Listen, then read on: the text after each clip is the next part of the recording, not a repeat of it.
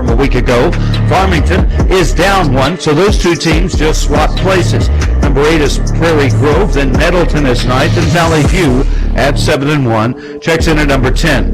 Hootens.com got 15 of 16 correct last week, 83% on the year. Let's see if we can do as well this week in the 5A Central now. Here are your selections. Second-ranked Joe T. Robinson at home, a big favorite over Whitehall. Hootens.com likes number 5 Mills to bounce back, traveling to Marlton.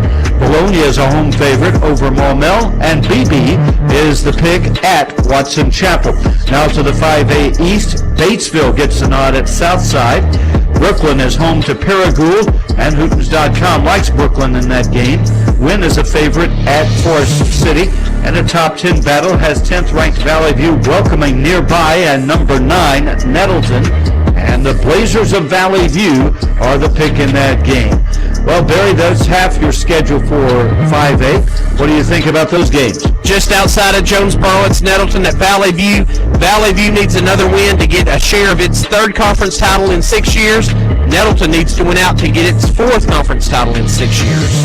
All right, let's run down the rest of the picks in 5A. In the 5A South now, number 1 Little Rock Parkview is cruising and should cruise Friday night with a big win over Hot Springs Lakeside. Number 4 Camden Fairview at Hot Springs. This one much closer, but Hootens.com likes the Cardinals of Fairview. Magnolia is a favorite at DeQueen, and Texarkana another road pick at Hope.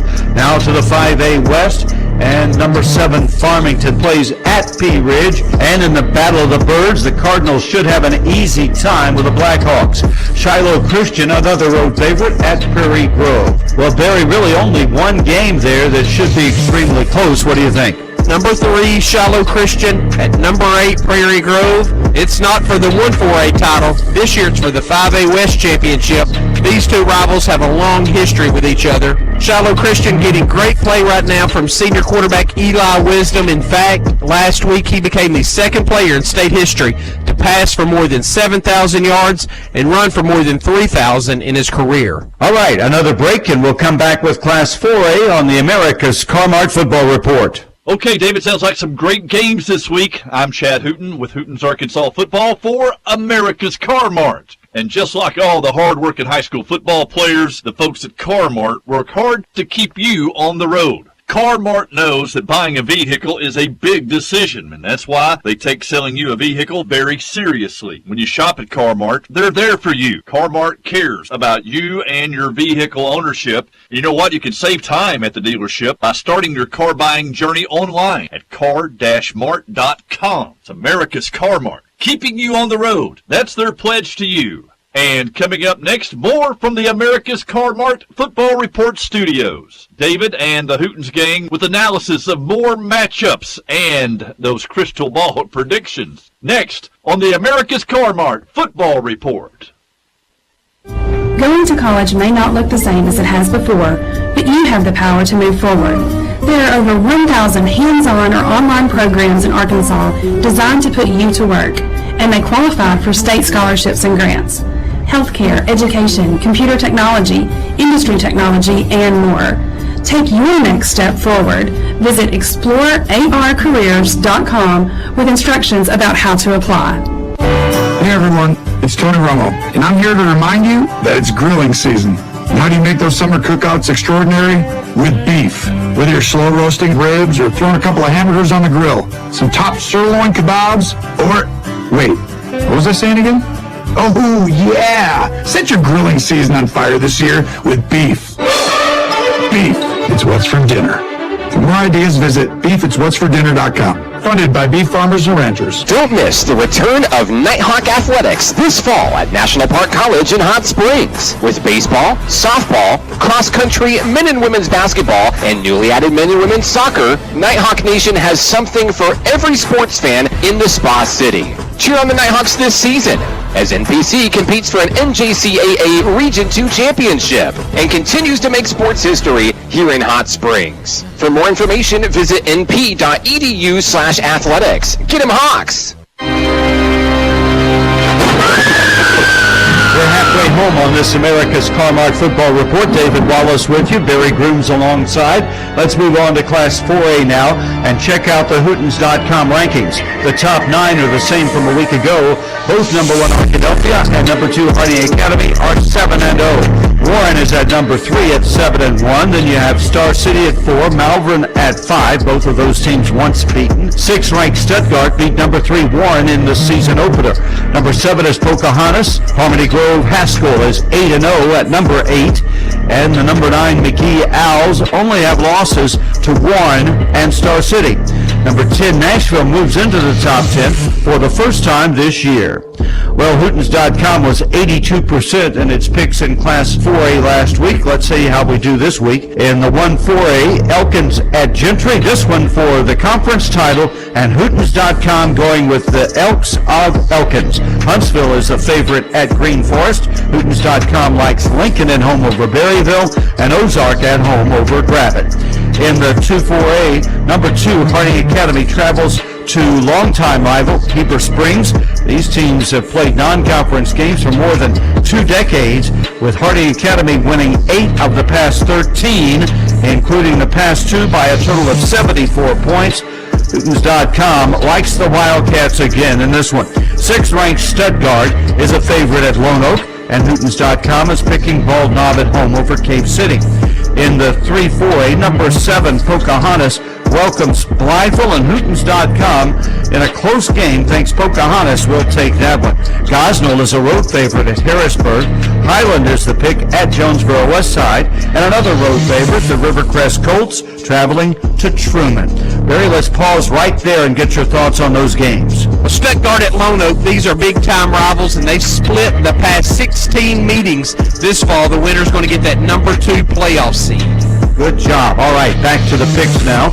Let's move to the 4-4A, where number 8, Harmony Grove Haskell, goes to Mayflower. Hootens.com likes Haskell there. Bauxite is a home favorite over Little Rock Hall. Clinton gets the nod at home against Lamar. And Pottsville is at home against Dover. This one should not be close. The Apaches are big favorites. In the 7-4A, a top 10 battle has 5th-ranked Malvern going to number 10 Nashville. Well, Scrappers, it didn't last long. You may drop out of the top 10 because Malvern is the pick in this one. Ashdown is a favorite at Mena. In the 8-4A, both the numbers 3 and 4 teams play here. 3rd-ranked Warren at home is a favorite over Helena. Number 4 Star City is the pick, also at home over Monticello. Hootens.com likes 9th-ranked McGee at home over DeWitt, and Crossit to beat Dumas at Crossit. All right, Barry, let's wrap it up for Class 4A. What do you think of those games?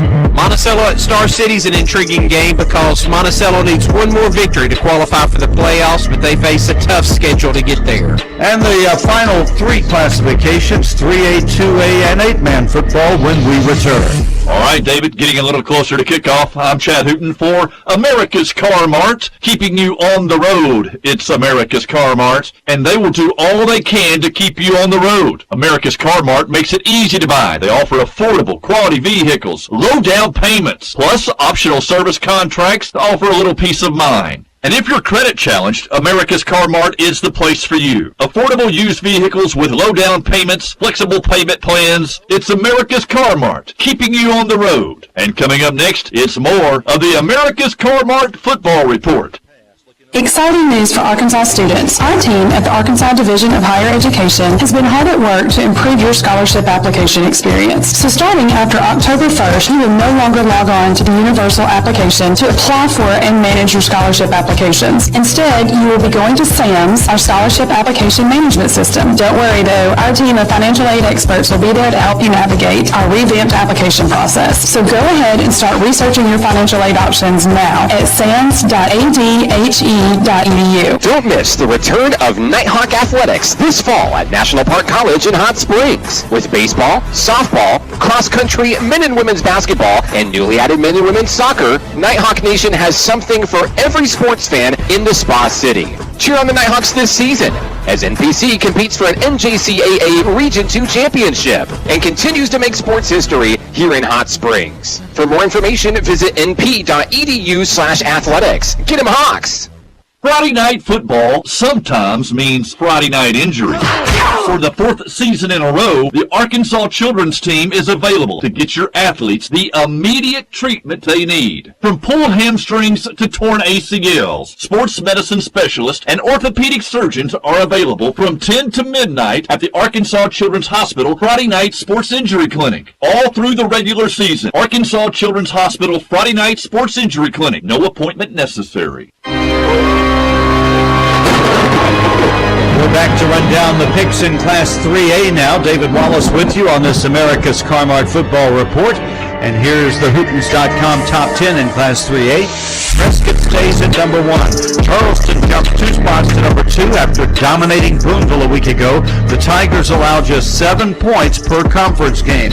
Wisen another unbeaten at number 3. And Melbourne is up a spot after a good win over Newport.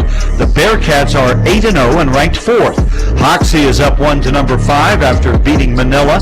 Then you have Centerpoint up 1 at number 6 after beating Paris. Boonville tumbles 5 spots to number 7. The Bearcats lost last week with 7 suspended starters. Glen Rose is up 1 to number 8 after a Mercy Rule win over Two Rivers. Then you have Camden Harmony Grove up 3 spots to 9 after whipping Fordyce by 46 points. Newport is down 2, losing to Melbourne. Well, Hootens.com got 16 of 19 correct last week. Let's see how we do. And look at the 1-3A first, where 7th-ranked Boonville goes to Lavaca. This could be a blowout with a mad Boonville team. Hootens.com likes the Bearcats there. Greenland is a home favorite over Hackett. Mansfield picked at Cedarville. And Charleston gets the nod at home over West Fork. Now to the 2-3A, where number 4 Melbourne goes to Quitman.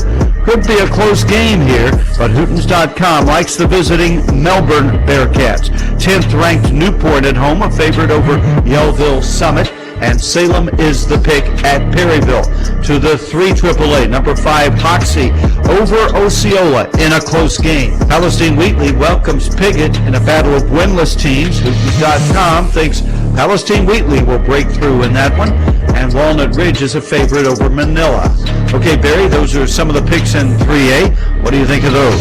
Well, Yellville Summit's at Newport, and the Panthers already have notched their first 5-win season since 2012. Newport rallied in the second half last week, but came up just short against Melbourne. All right, let's move on to the 4-3A. Number 6 Centerpoint goes to number 8 Glen Rose. This one for a conference championship of the 4-3A. Centerpoint's Jace Clark has rushed for almost 1,300 yards and 19 TDs this year, but the pick is 8th-ranked Glen Rose.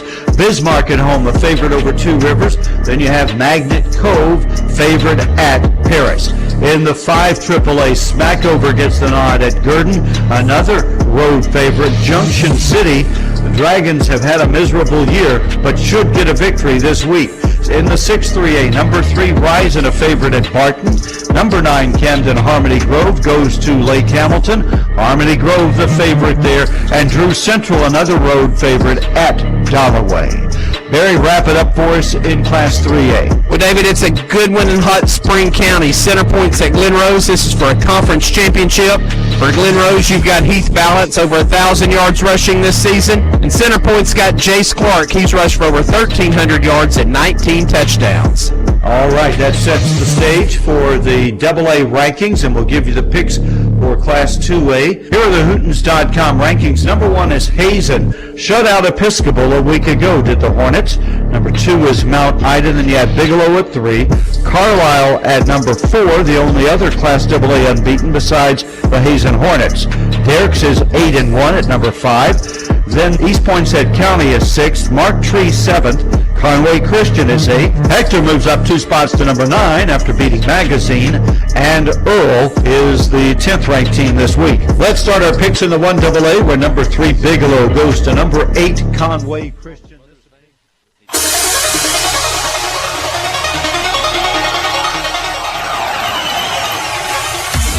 It's time for Yellow Jacket Football. The Yellow Jackets are looking for a great football season as they move up to a higher level in the 4A. So follow along for some exciting Clinton Yellow Jacket football action right here on KHPQ. Tonight's game is brought to you by these fine sponsors. First Security Bank, Justin's Collision Repair and Towing, Jolie Chevrolet, The River Company Insurance Company, Blagg Law Firm, Davis Cash Lumber, Cowboy Chrysler Dodge Jeep Ram, Ozark Health Medical Center, by Goods Cash Saver, by Joey Dobbs State Farm Insurance, and by Conway Regional Medical Center, by all the fine Yellow Jacket boosters. Tonight's live video stream on YouTube and Facebook, brought to you by Cowboy Chrysler Dodge Jeep Ram, and by First Arkansas Bank and Trust. And the player of the game each week, brought to you by First Arkansas Bank and Trust in Clinton. Now, let's join our announcers for tonight's game. KHPQ Sports Director Jeff Hall and producer-announcer Mike Hawley. Get ready for tonight's Yellow Jacket football action on KHPQ.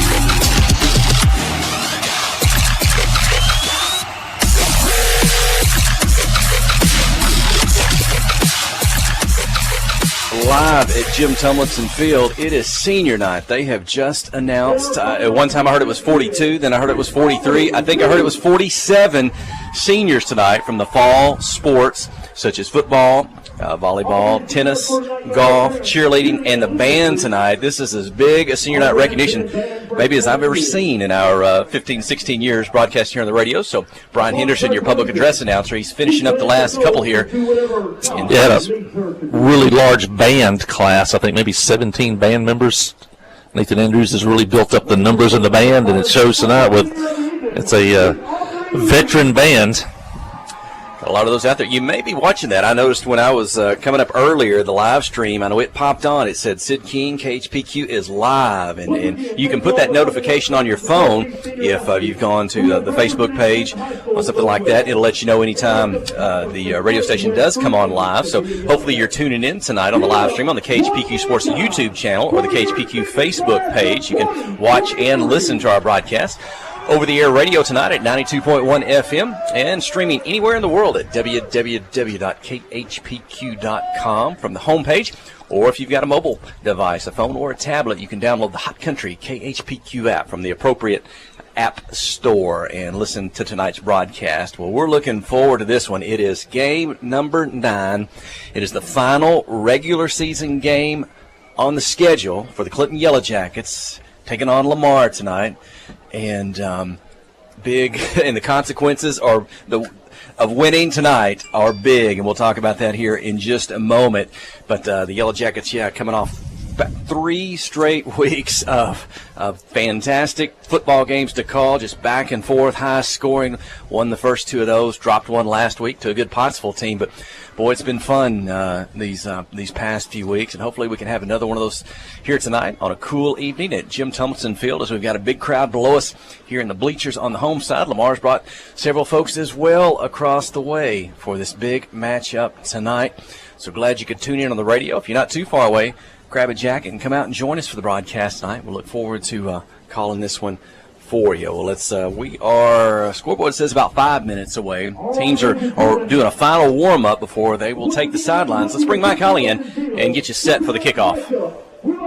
Yeah, big ball game tonight. You mentioned it, a lot riding on this one. Basically a home playoff game or a road playoff game riding on the winner of this one.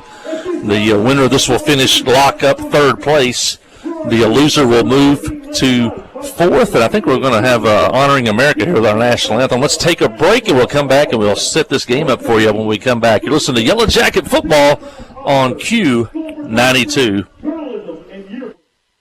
Friday night at the stadium is not the time to worry about your finances. Let First Arkansas Bank and Trust ease your mind with their mobile banking capabilities. You can check your balance, transfer funds between accounts, and even find the nearest ATM for dinner after a road game. The free mobile app is available on the iTunes Store and Android Market. You can cheer loud and proud for the Yellow Jackets because First Arkansas Bank and Trust has you covered. See a branch for more details. Equal housing lender, member FDIC. Nobody has sold more Dodge, Chrysler Jeep brand vehicles than the Landers family. If you're looking for a hassle-free, stress-free buying experience, then Cowboy Dodge, Chrysler Jeep Ram and Clinton is your place to shop. If you want to pay too much, buy somewhere else. If you want the car deal you've always waited for, Cowboy Chrysler Dodge Jeep Ram and Clinton is your place to shop. It's quick and easy. Jump online at cowboycdjr.com or give us a call at 501-745-5333. Cowboy up or you'll pay too much.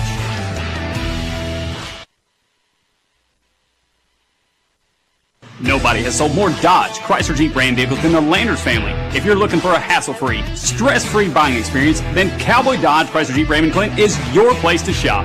If you want to pay too much, buy somewhere else. If you want the car deal you've always waited for, Cowboy Chrysler Dodge Jeep Ram and Clinton is your place to shop. It's quick and easy. Jump online at cowboycdjr.com or give us a call at 501-745-5333. Cowboy up or you'll pay too much.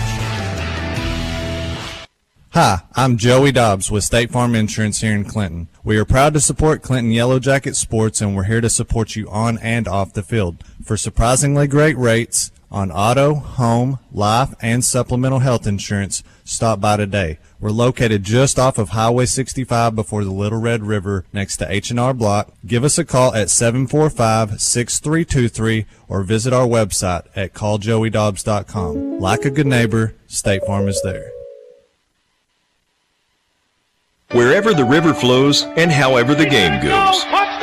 The River Company is a proud sponsor of Clinton Yellow Jacket Sports. Just like in sports, you want someone who has your back, the professional team at the River Company Insurance does just that. They'll work hard to find you the most coverage at the best possible price, whether it's business, farm, ranch, personal, or automotive. The team at the River Company will get you exactly what you need. Sports is a team effort, so come join the team at the River, formerly S&P Insurance.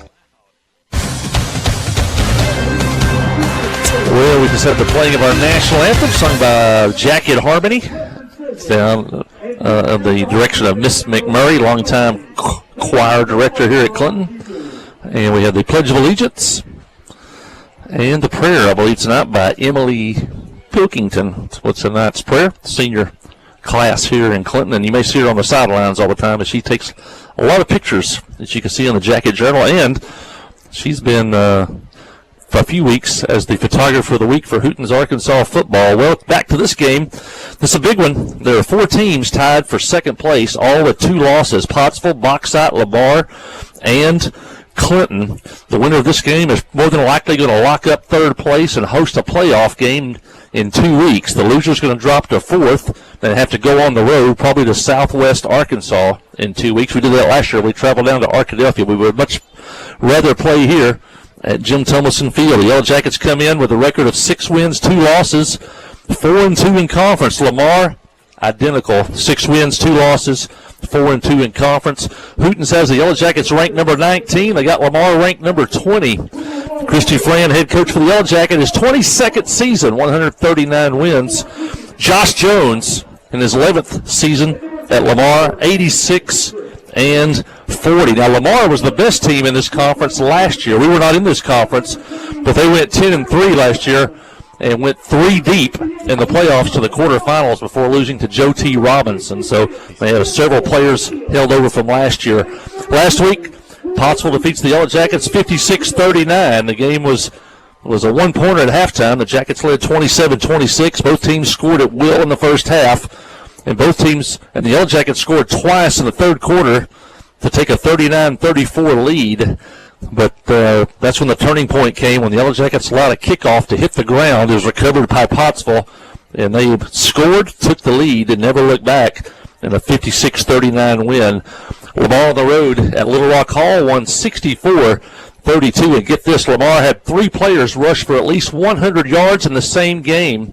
Junior Jarrett Dalton, 12 carries, 201 yards, 2 touchdowns. Senior fullback Damian Hendricks, 14 carries, 114 yards, and 2 touchdowns.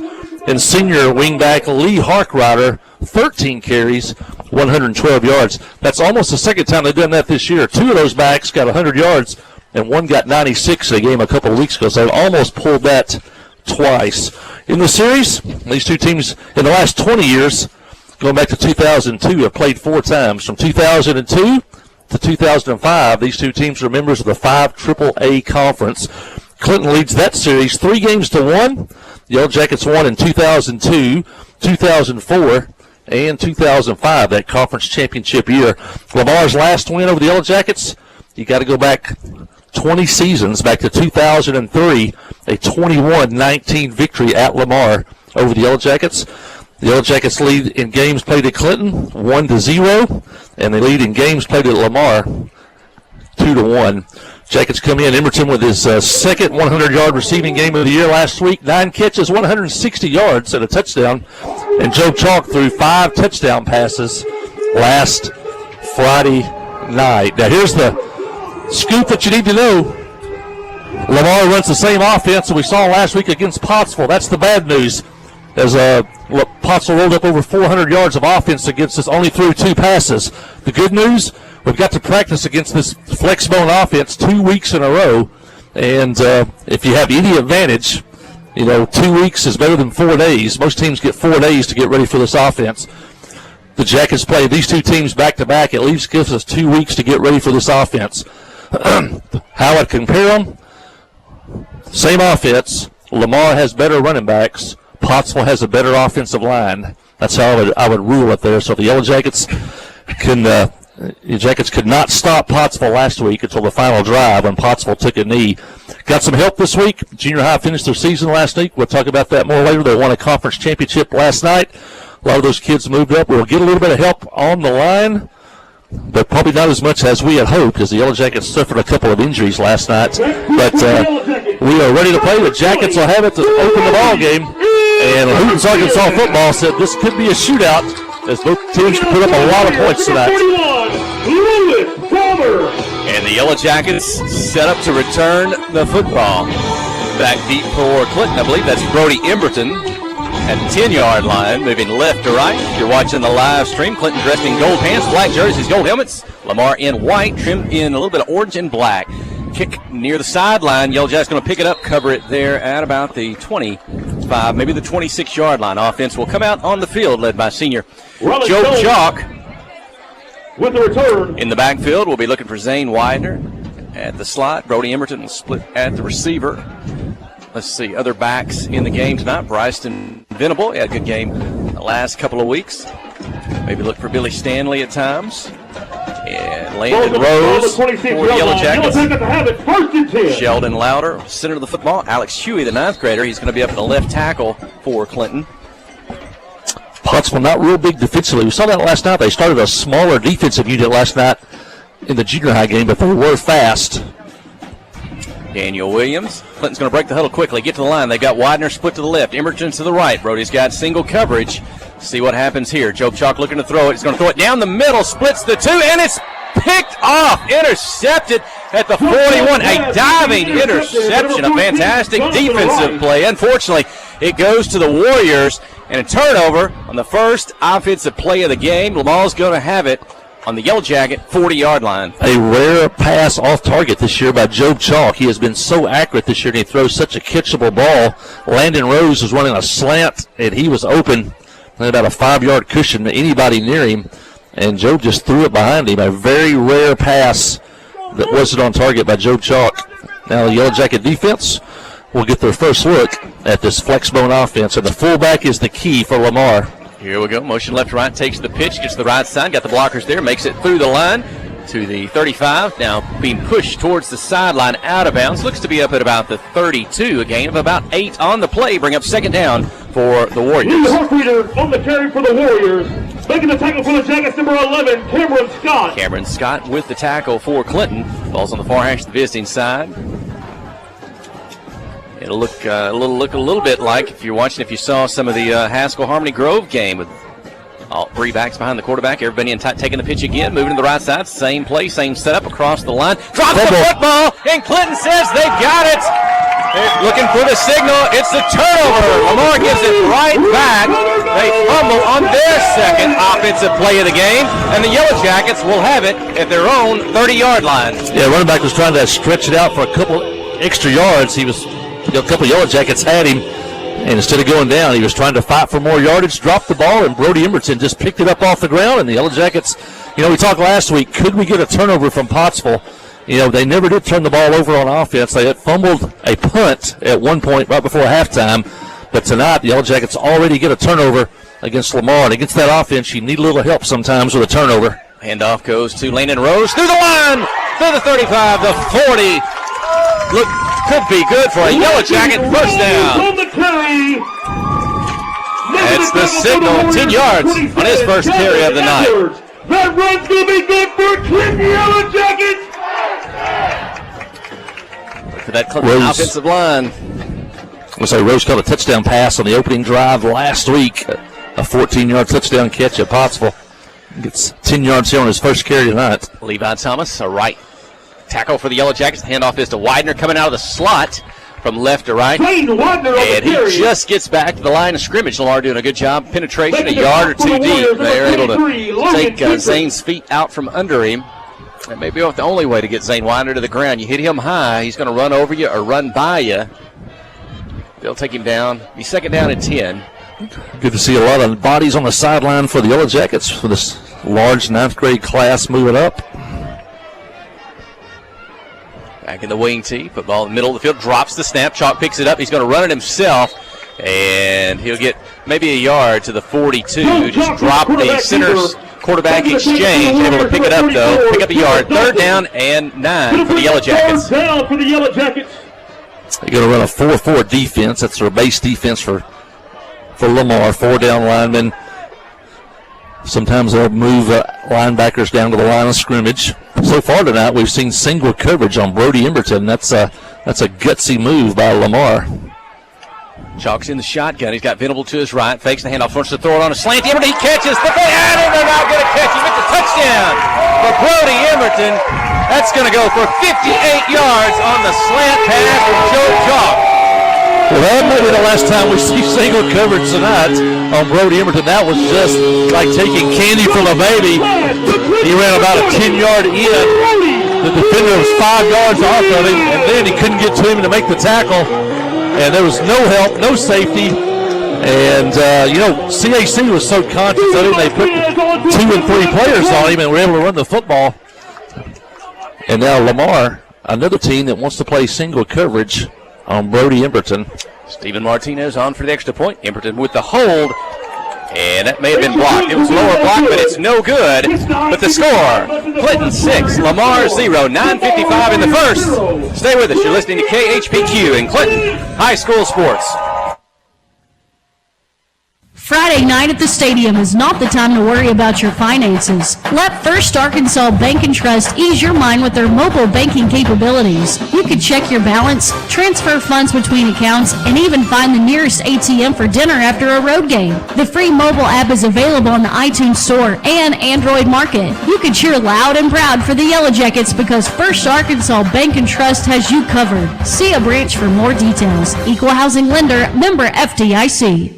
Nobody has sold more Dodge, Chrysler Jeep Ram vehicles than the Landers family. If you're looking for a hassle-free, stress-free buying experience, then Cowboy Dodge, Chrysler Jeep Ram in Clinton is your place to shop.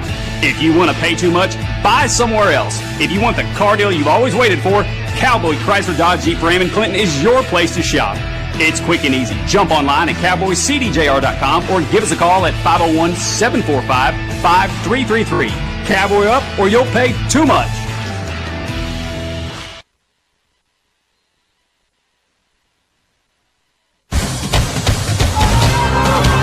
Got it. The onside kick by the Yellow Jackets is Rylan Jones. Hey, he's a 9th grader coming up to play here in week 9, and he's going to cover the football at the Lamar 49-yard line.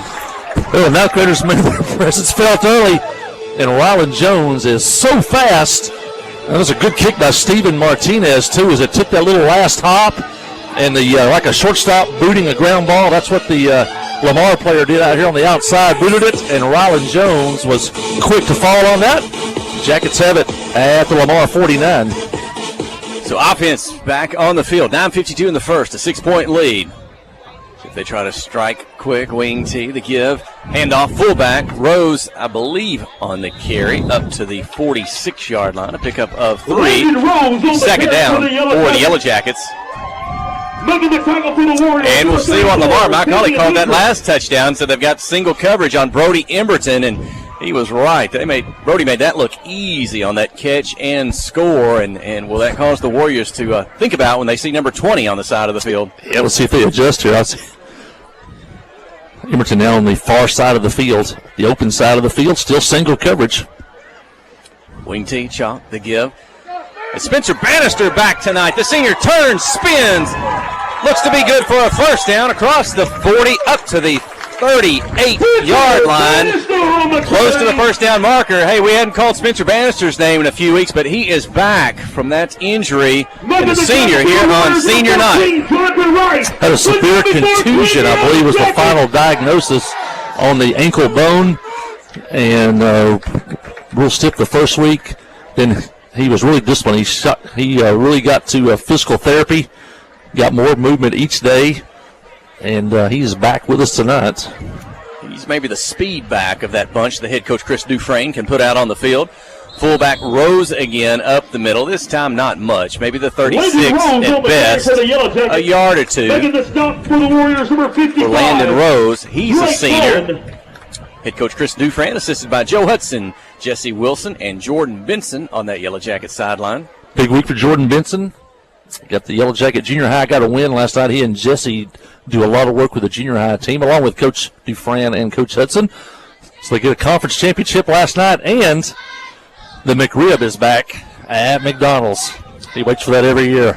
Well, hey, interesting set here. They're going to flip it to Brody Emberton, coming across from right to left. Little shuttle, flip forward. That'll go as a pass reception to Brody.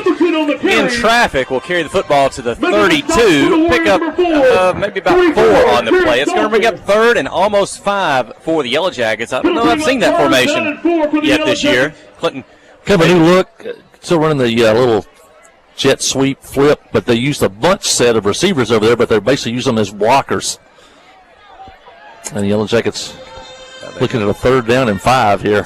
4 receivers on the right, the wide side of the field. Emberton alone on the left. Chalk's going to take the snap, throw it quick to Widener. Behind the line of scrimmage. In traffic, makes the move, gets forward up to maybe the 26. And if so, that's not. Yes, it is a first down on the catch by Widener. Good play call. We call those almost same as a running play. You get Widener with his athletic ability out in open space, and then kind of that bubble screen where you have receivers then become blockers. And the Yellow Jackets had, sometimes they go with 3 on a side. That time we went with 4 on a side, and 3 of those receivers became blockers. Another receiver / tight end, Dawson Burgess, he comes into the game, breaks the huddle with his teammates, and he's going to stand up and split to the right just a bit. Emberton in motion, bobbled high, snap, and Rose gets it, and he's going to score. Touchdown! 6:51 in the first, Clinton 12, Lamar 0. What a play by Joe Chalk. That snap almost went over his head. For him to catch it and still get the ball to Landon Rose, the timing was completely off at that point. And Joe was still able to somehow get it to Landon Rose. And then Landon goes untouched, 26 yards for the touchdowns. And the Jackets have scored twice here. Still not even halfway through the first quarter. And the Jackets will go for 2 here after that missed extra point. Yellow Jackets will try the 2-point conversion. Well, Chalk, great play that time just to even catch the snap. He'll get in the shotgun. He'll send everybody to the right. He's going to roll to the right. He wants to pass it into the end zone. Caught. 2-point conversion is good. Widener on the receiving end. That's Clinton 14, Lamar 0. Good job of those receivers on that side to seal off the edge. And Widener was all alone. And Joe Chalk put it right on the money. And the Jackets have that 14-point lead. Let's take a quick break. 6:49 in the first. You're listening to KHPQ in Clinton High School Sports. Towing and recovery is the last thing you think about until you really need it. then you really want the best. There's only one name to call, Justin's Collision Repair, Towing, and Recovery. They have the largest and latest model recovery fleet in North Central Arkansas. From small towing to heavy-duty towing, Justin's Collision Repair, Towing, and Recovery on Highway 65 in Clinton is the one to call, 745-2992. That's Justin's Collision Repair, Towing, and Recovery, 745-2992. Comrie Regional has been the community's hospital for 100 years, providing high-quality, compassionate care. As our community continues to grow, we're growing alongside you to ensure all your healthcare needs are met right here in Conway. When your family needs emergency care, you can trust our board-certified providers to provide you with the comprehensive care you deserve when you need it most. When you're facing an emergency, trust the care you'll find down the hallway, not down the highway. At Comrie Regional, we're not just growing, we're growing together. Friday night at the stadium is not the time to worry.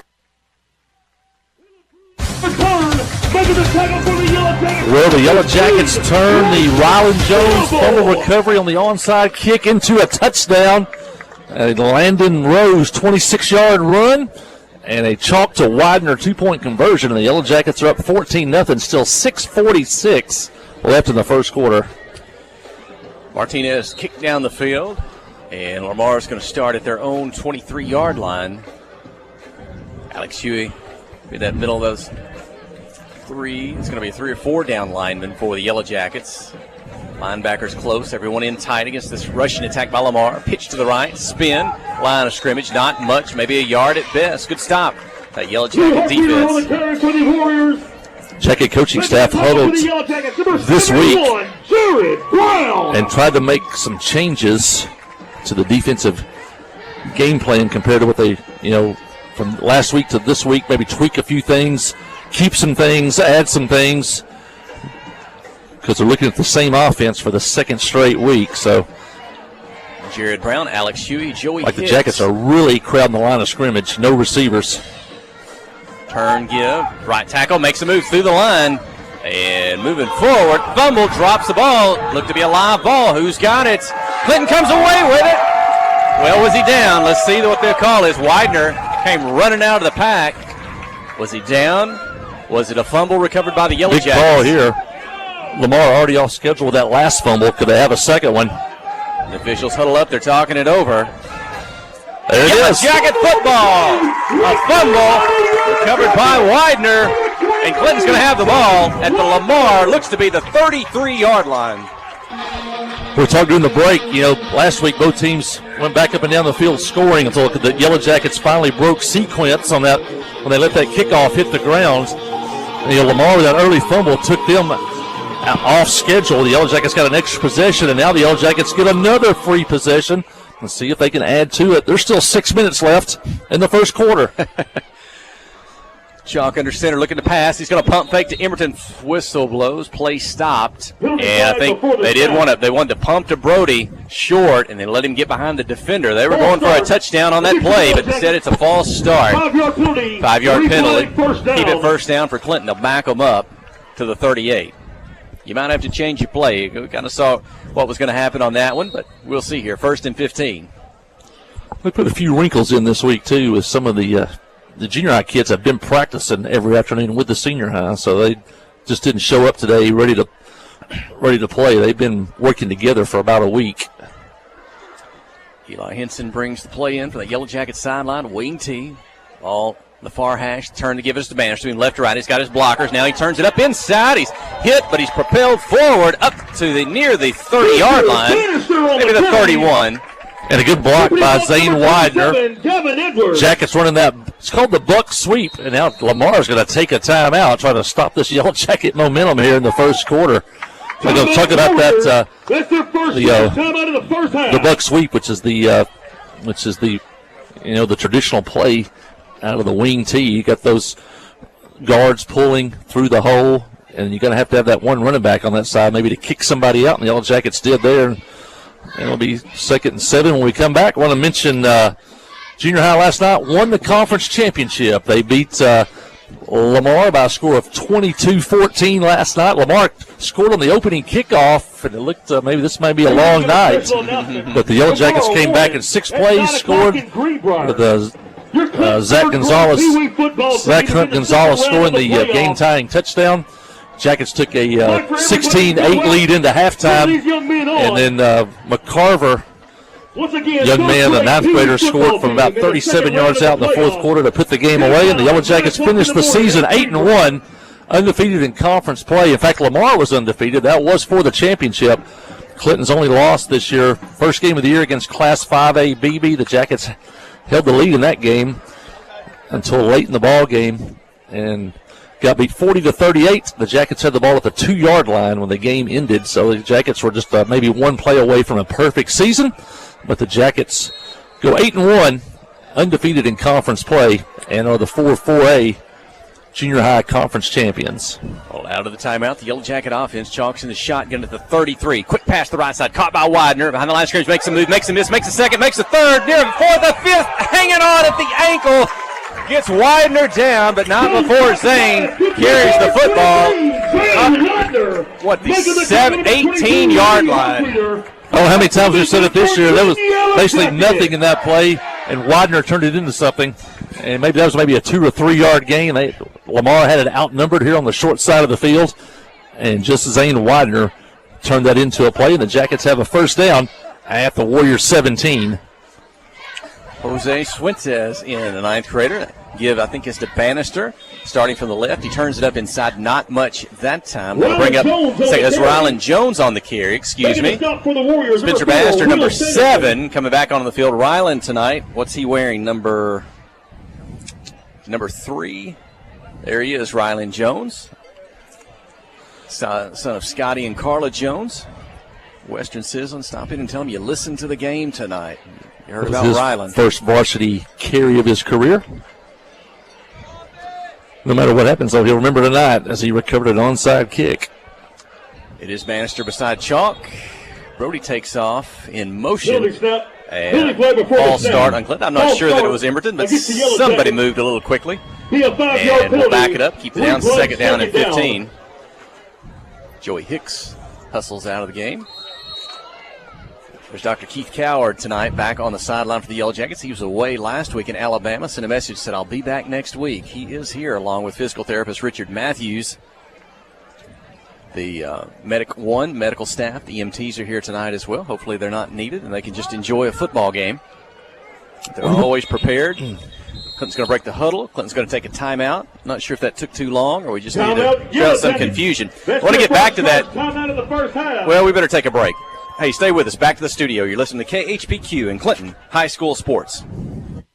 Friday night at the stadium is not the time to worry about your finances. Let First Arkansas Bank and Trust ease your mind with their mobile banking capabilities. You can check your balance, transfer funds between accounts, and even find the nearest ATM for dinner after a road game. The free mobile app is available on the iTunes Store and Android Market. You can cheer loud and proud for the Yellow Jackets because First Arkansas Bank and Trust has you covered. See a branch for more details. Equal housing lender, member FDIC.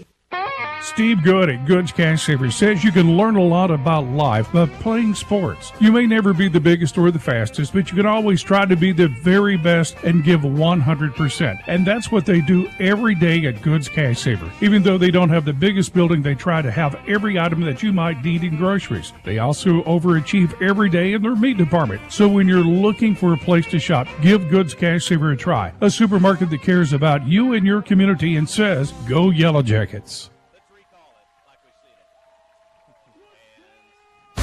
The timeout. Brody Emerton's in the shotgun. Widener beside him. Takes the snap. He's going to keep it around the end. They're not going to catch him. Brody Emerton with the touchdown. That's his second of the night. One through the air, one on the ground. It's Clinton 20, Lamar 0, 3:58 in the first. Hey, what a play call by Coach DeFran coming out of a timeout. They lined up Emerton in the Wildcat, as you said, and Widener right beside him. He faked the handoff to Widener, got around the corner. One Warrior had a chance, had his hand on his jersey, couldn't bring him down, and then it was clear sailing into the end zone. Martinez's kick is wide left, no good, but it's Clinton 20, Lamar 0, 3:58 in the first. It makes your score. Lamar Warriors. So the Yellow Jackets have taken advantage of two Lamar turnovers, and they lead 20-0. There's still 3:58 to go here in the first quarter. We were looking, this Lamar team led Pottsville, who beat the Yellow Jackets last week, 56-39. They led Pottsville 21-13 in the fourth quarter. Pottsville came back and beat them 27-21. So Lamar has played very well this year. They beat Mayflower 36-21 earlier this year. Of course, they beat Dover and Little Rock Hall. But so far tonight, the Yellow Jackets have taken care of the turnovers and cashed them in for touchdowns. And they lead 20-0 here with 3:58 still left in the first quarter. If you were reading the Arkansas Democrat-Gazette yesterday online on your iPad like Mike Hall was, you saw that the Yellow Jackets are the highest scoring offensive team in the conference, putting points on the board, and they've got 20 already. As you said tonight, they might score 80 before this one's over. Kick in the air, dropped, picked up by a second Warrior, and he's going to be flipped up and down just short of the 30. It looks to be at the 29, Lamar.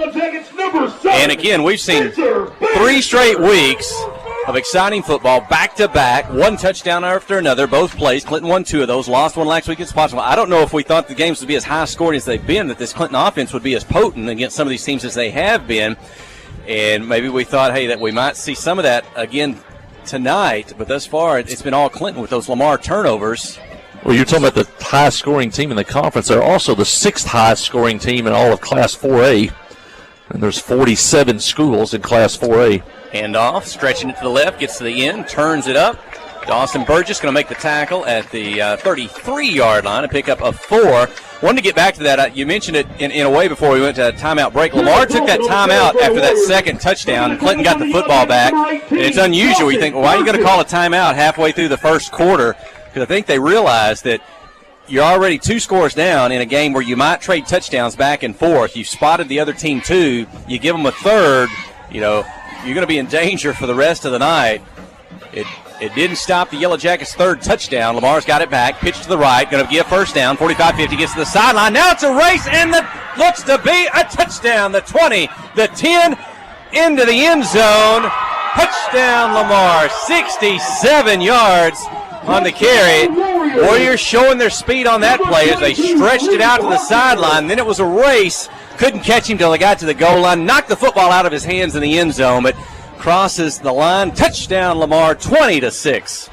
That's the small wingback, Lee Harkreader, goes 67 yards for the touchdown and got around the corner, just that toss sweep out of the flex bone, and they sealed off the edge on the outside. And you hate to see a quick score like that from Lamar. And they will attempt the extra point, the hold from the 3. Or they'll snap it from the 3. The hold will be from the 10. The ball is up, and no, it is good. It was low, but it was enough to get over the crossbar. Clinton 20, Lamar 7, 3:03 in the first. When we return, you're listening to KHPQ in Clinton High School Sports.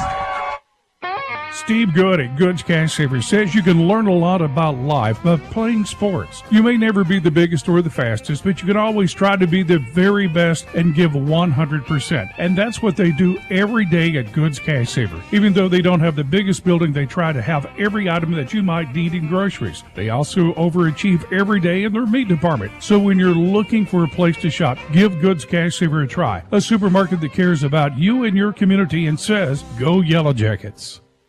Wherever the river flows and however the game goes. The River Company is a proud sponsor of Clinton Yellow Jacket Sports. Just like in sports, you want someone who has your back. The professional team at the River Company Insurance does just that. They'll work hard to find you the most coverage at the best possible price. Whether it's business, farm, ranch, personal, or automotive, the team at the River Company will get you exactly what you need. Sports is a team effort, so come join the team at the River, formerly S&P Insurance. Turn, if the ball hits the ground, trying to find a hole just a bit. They'll get to 70. Got to make something out of nothing as that ball bounded back near the 5-yard line. Emberton's able to get it back to the 17. The Clinton offense will have it there. So just as we were talking, Lamar answers quickly. They get their first touchdown. Now will these teams trade touchdowns? But again, Clinton had that 3-score head start. 20-7 is the lead. Yeah, you hate to see a big run like that, a quick run, score on a run, because Lamar is really limited what they can do through the passing game, at least make them use up some time off the clock to get down the field, but the Yellow Jackets have it, and see if they can score on their 4th possession of the ball game. Handoff on the left side, back to the line of scrimmage, knocked back, no gain on that play. Bring up 2nd down for Clinton. Bryson Venable on the carry. Jackets with only 65 yards rushing last week. Very unusual for a Clinton offense. Only 65 yards rushing, 278 through the air last week at Pottsville. That usually dooms us when we see numbers like that. But the week before we rushed for 400 yards against CAC. Emberton split wide left. Everyone else in tight. Chalk fake standoff, wants to pass, wants to throw it across the middle. Caught. First down, 35-40. Up to the 37-yard line. Landon Rose on the catch. Chalk took a pretty good hit after getting rid of the football, but he hung in there and made the pass. Emerson went straight down the field, cleared that area out, took his man with him, and then Rose angled out into the flat about 10 yards down the field. Chalk put it right on the money, and the Yellow Jackets have a first down. Over the years, people think the Yellow Jackets are only a wing T running offense, but each year their passing game gets more and more sophisticated. Ball on the far hash. Chalk crouches low. This time fakes the handoff. He's going to keep it. The bootleg, the 40. Takes on 2 would-be tacklers to the 44-yard. I don't know if we've seen that play called all year. That was the naked boot by the quarterback, Joe Chalk. We saw in the 7th grade game last night, the young quarterback Tumbleson, he went 75 yards on that same exact play last night in the 7th grade game on the naked bootleg. Chalk gets around the corner, picks up 6 on first down. Hey, Joe Chalk's, he's got his entire family here tonight. They're sitting down to our left. Everybody's here except Grandma. Barbara Chalk's listening at home. Everybody else is here tonight watching that. The senior gets the call. And there's the handoff. Not much on that. I think was that Cameron? No, Cameron. Landon Rose on the carry. He's going to bring up 3rd down and 3. Logan Kendrick. Lamar's interior defensive line now starting to make it a little tough for Yellow Jackets to run between the tackles. That's what we eventually saw last week against Pottsville. That's why you're seeing single coverage on Emberton as they're trying to take away anything between the tackles, adding extra players into the box. It cost them early on an Emberton touchdown pass. If you're watching on TV now, you see Emberton split to the far side of the field. He's got single coverage with the number 2 on him, but they're saying we're going to take the run away from you. Quick snap, handoff, Rose, right to left, gets to the 45, first down to the 50. Warriors trying to get him near the sideline. Landon Rose, the senior, up to the Warrior 45. Then if you get to that second level, you got something there. And Rose got into the second level, broke a tackle. He gets another Yellow Jacket first down at the 44. Running that buck sweep to the outside, bringing that offside guard usually around to be one of the lead blockers, the tackle on the far side, kicking people out and giving them a lane to run. At the Lamar 44, ball on the far hash in front of the visiting stands. Chalk low under center. And head coach Chris Dufran, did you see something he didn't like? I wasn't watching the play clock. He quickly goes to the official, calls a timeout. We better take a break. 20-7 is the Yellow Jacket lead. 7 seconds in the first. You're listening to KHPQ in Clinton High School Sports. FL Davis Cash Lumber, your Ace Hardware store, is a proud sponsor of Clinton Yellow Jacket Sports. FL Davis Cash Lumber can help with your electrical, plumbing, paint, tools, hardware, and flooring needs. They're a full-service hardware store and lumber yard. FL Davis can provide you with everything you need for your residential or commercial projects. The knowledgeable staff is always on hand to answer your questions. Visit FL Davis Cash Lumber, your Ace Hardware store. Same place, now Ace. Adventure awaits, and with the all-new lineup of Chevrolets, those adventures can become reality. Joe Lee Chevrolet has the best lineup of cars, SUVs, and trucks ever. Why go from A to B when imagination can take you everywhere? And remember, when you need service work, Joe Lee's service department can keep your Chevrolet running like new. Make your best deal today at Joe Lee Chevrolet in Clinton. Find new roads in your new Chevy vehicle.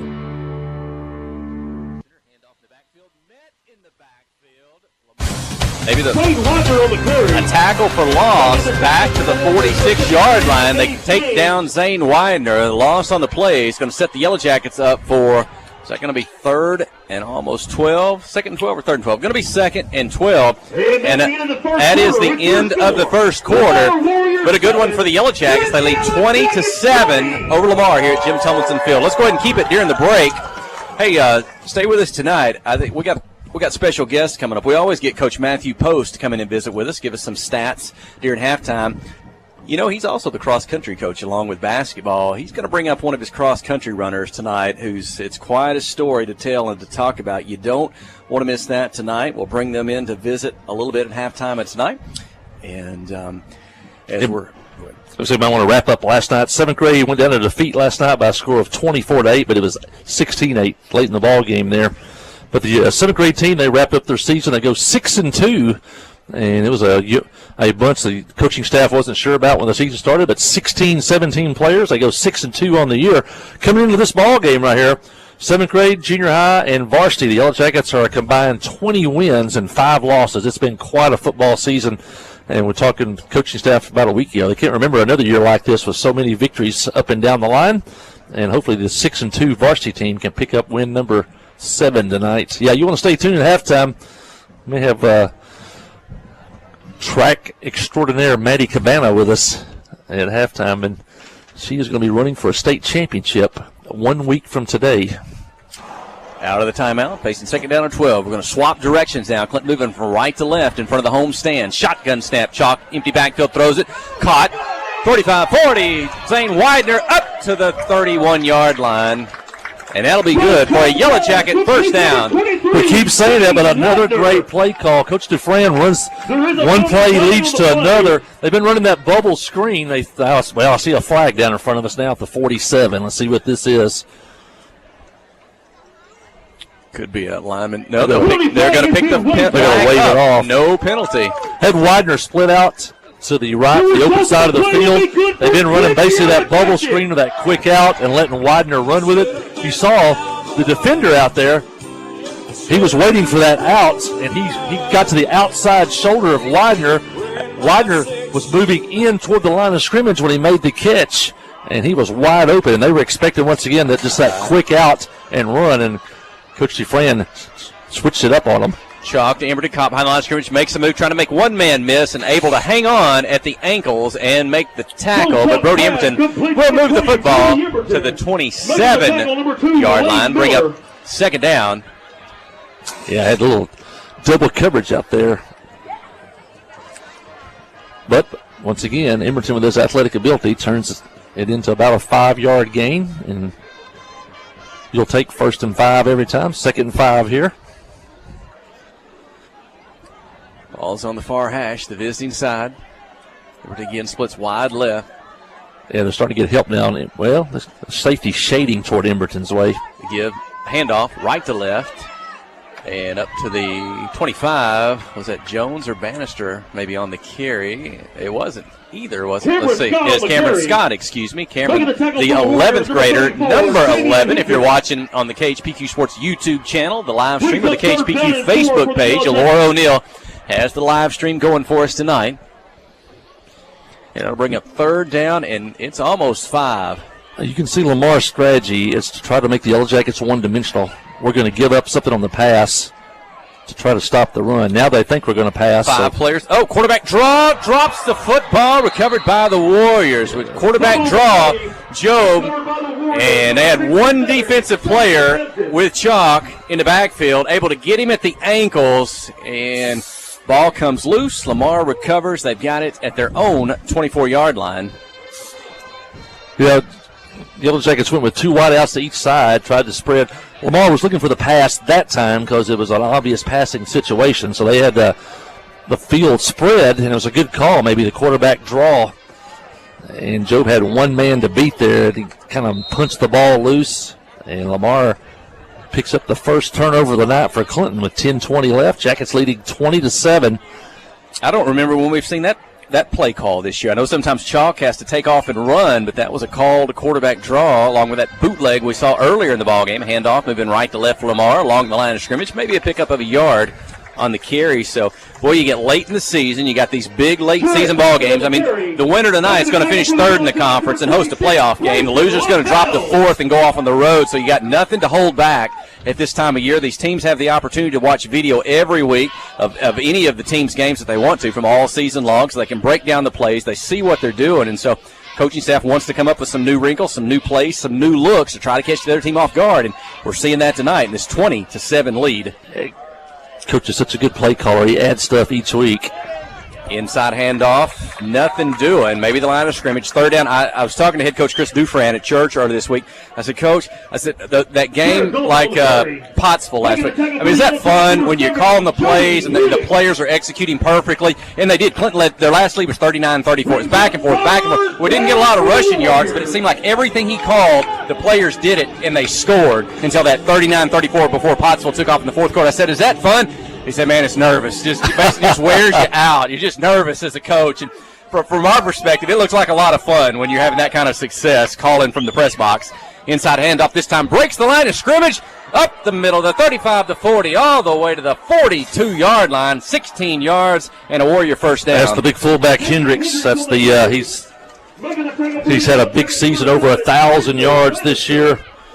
Hendricks, he's 6 foot, 235 pounds. He's a senior.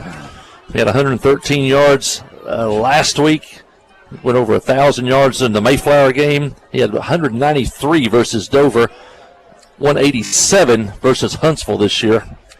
Now he caused the tackle and the fumble on Job Chalk in that previous series. He's going to get the handoff again up the middle. He's got a hole, the 50 to the 45. And he's going to rumble with the Yellow Jacket defender all the way up to the Clinton 38-yard line. That time it's going to go for 20 yards and a first down. I was going to finish that by saying, we haven't seen him much so far tonight. Those two plays there. It's just, we don't see a lot of running backs, 230 pounds. We saw that young man last year from Arkadelphia in the playoffs. And I think he kind of hobbled himself off the field after that tackle on Chalk on maybe an ankle or something, but he's not showing any ill effects on these past two carries. In motion left, right, he gets it again, finds to find a hole up the middle, steps to his right, now turns it up. Looks to be at almost the 32-yard line, a pickup of 6, and so Lamar finding success. You run the flex bone, you've got basically those, you got they call them the A and the B backs. The B backs, the full back, those two wing backs are the A backs, but they also go basically with two tight ends, so everything that's basically both sides are heavy loaded for run, and then they'll sneak some players out eventually once you start crowding the box, maybe out for a pass. But if you're watching at home, you can see everything is in tight, no wide receivers. They do have two offensive linemen back from last year. Pitch in the backfield, right to left, trying to get behind the blockers to pick up a first down. It looks like it's up to the 20, almost the 27, and that is a Lamar first down, the carry by Dalton. And if you notice there, you see something you rarely see, except in these running-type offenses, the dead tee, the flex bone. Once the quarterback turned and pitched the ball, he also became a lead blocker. If you're watching on TV, you saw number 7 leading the running back through the hole. That might be another 9th grader in there. Is that number 9, Kanan Lassiter? On the left, he's kind of at an in position, down in a 3-point stance. Little pitch to the left, they're going to score. Touchdown, Lamar. 27 yards. He had one back, go to the right, one to the left. He took the pitch. That was Dalton, and then he turned it up inside, had good speed, had a seam, and he scores. It's Clinton 20, Lamar 13, and hey, after that 20-point lead to start the game by Clinton, Lamar has battled back with 2 touchdowns. He'll have a chance to kick an extra point, make it a 6-point ball game. A lot of deception, a lot of movement in the flex bone. Those two A-backs, those two wing backs are pretty small. You've got to, they're coming out from behind those big offensive linemen. The snap, the hold, the kick is up, and it's good. It is Clinton 20, Lamar 14, 6:56 in the second. When we return, you're listening to KHPQ in Clinton High School Sports.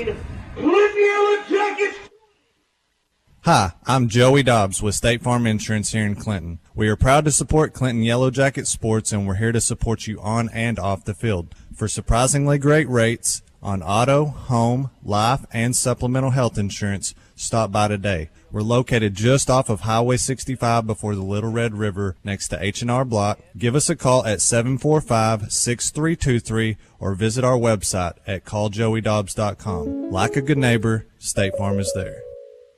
The Blagg Law Firm is a proud supporter of Clinton High School Yellow Jacket sports. When you need an attorney, call the Blagg Law Firm. Whether it's an injury accident, criminal defense, DWI, family dispute, or Social Security disability, Ralph Blagg believes in equal justice for all. Located on Court Street in downtown Clinton and on the internet at blagglaw.com. The Blagg Law Firm, a proud supporter of Clinton High School sports. Well, Lamar now takes advantage of a Yellow Jacket turnover. Clinton took advantage of two Lamar turnovers, and Lamar pays the Yellow Jackets back, recovering the fumble, ended up scoring.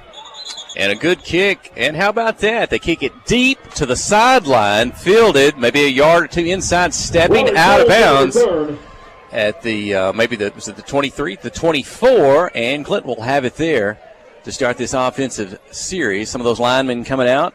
Looks like Sheldon Lauder, Levi Thomas, Alex Huey. We also along that front line. Is that Daniel Williams as well?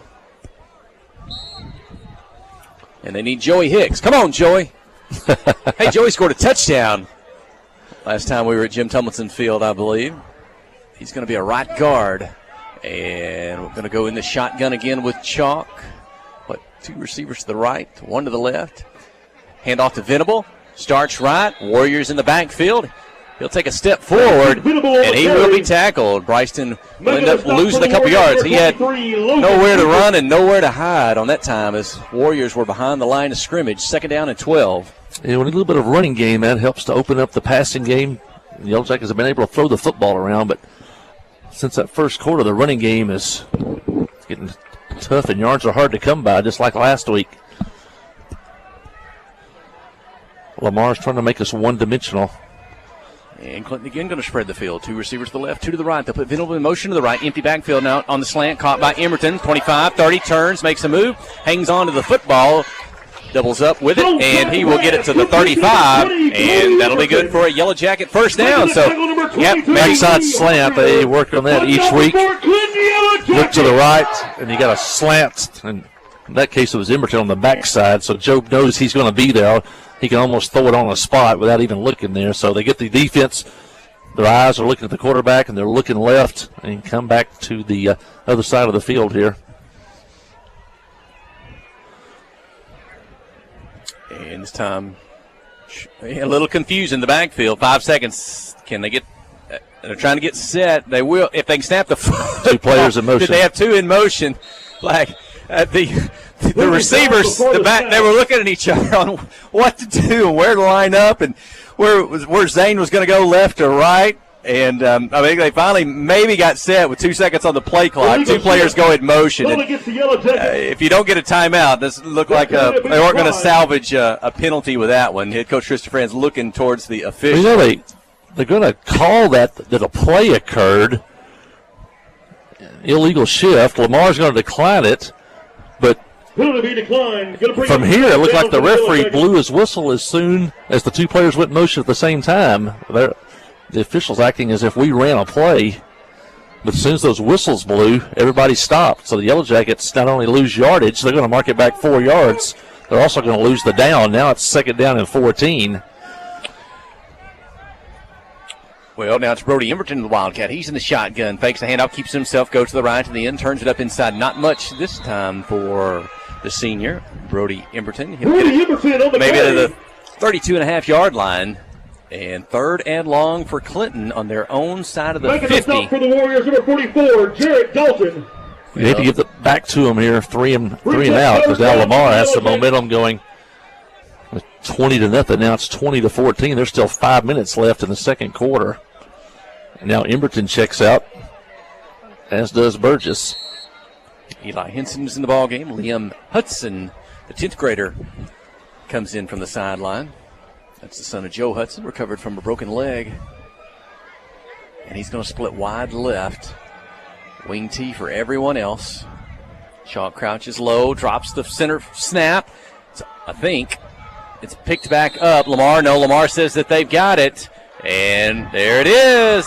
A fumble. The Warriors have it. Looks to be at the Yellow Jacket 33-yard line. Back-to-back turnovers for Pottsville. Lamar. Now back-to-back turnovers by the Yellow Jackets. And you felt like you've outplayed them the entire first half, but Lamar scores here. They're going to take the lead. Just like last week, it felt like Pottsville outplayed us the whole first half, but the Jackets got a late fumble on that punt and took a 27-26 lead into the half. You almost have that same feeling tonight going the other way. Well, the Warriors with some momentum. They ran the ball last time, took it in the end zone. This time it's a pitch to the backfield, maybe left to right, gets to the end. 3 Yellow Jackets make the tackle at the 31 coming up there. Emerton in on it, as well as Spencer Bannister. Making the tackle for the Jackets, number 7, Spencer Bannister. Number 20, Brody Emerton. 4 minutes in the second. Clinton has 1 timeout. Lamar has 2. It's a real physical style of play. Last week, it was really a physical style of play. You have to be willing to tackle every play. And you almost have to tackle the fullback every play, whether he has the ball or not, because that's going to be the first option out of this thing. This time it is fullback, and he pops out of the line. The 25, the 20, gets to the sideline. 5, touchdown, Lamar. We're tied at 23-36. He got to the line of scrimmage. There was a big pileup, and he just bounced to the right a step or two, and then he's got the speed to get to the sideline and take it in. Who would have thunk it? 20-20, we're tied, and as you said, the Warriors got a chance to take the lead now. Jackets scored 20 unanswered. And now Lamar has scored 20 unanswered, waiting on the extra point here. They're 2 for 2 so far. They've been low, but they've got over the crossbar. Snap from the 3. The hold will be at the 10. There it is. Kick is up, and it's good. It's Lamar 21, Clinton 20. 3:35 here in the second when we return. You're listening to KHPQ and Clinton High School Sports. Friday night at the stadium is not the time to worry about your finances. Let First Arkansas Bank and Trust ease your mind with their mobile banking capabilities. You can check your balance, transfer funds between accounts, and even find the nearest ATM for dinner after a road game. The free mobile app is available on the iTunes Store and Android Market. You can cheer loud and proud for the Yellow Jackets because First Arkansas Bank and Trust has you covered. See a branch for more details. Equal housing lender, member FDIC.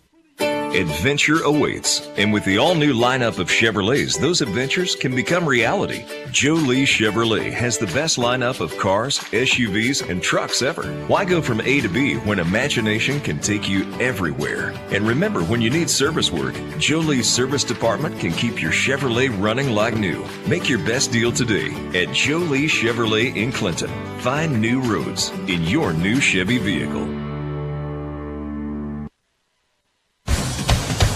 Well, back-to-back turnovers by the Yellow Jackets has led to 3 straight touchdowns by Lamar. They lead 21-20 as we head back to action.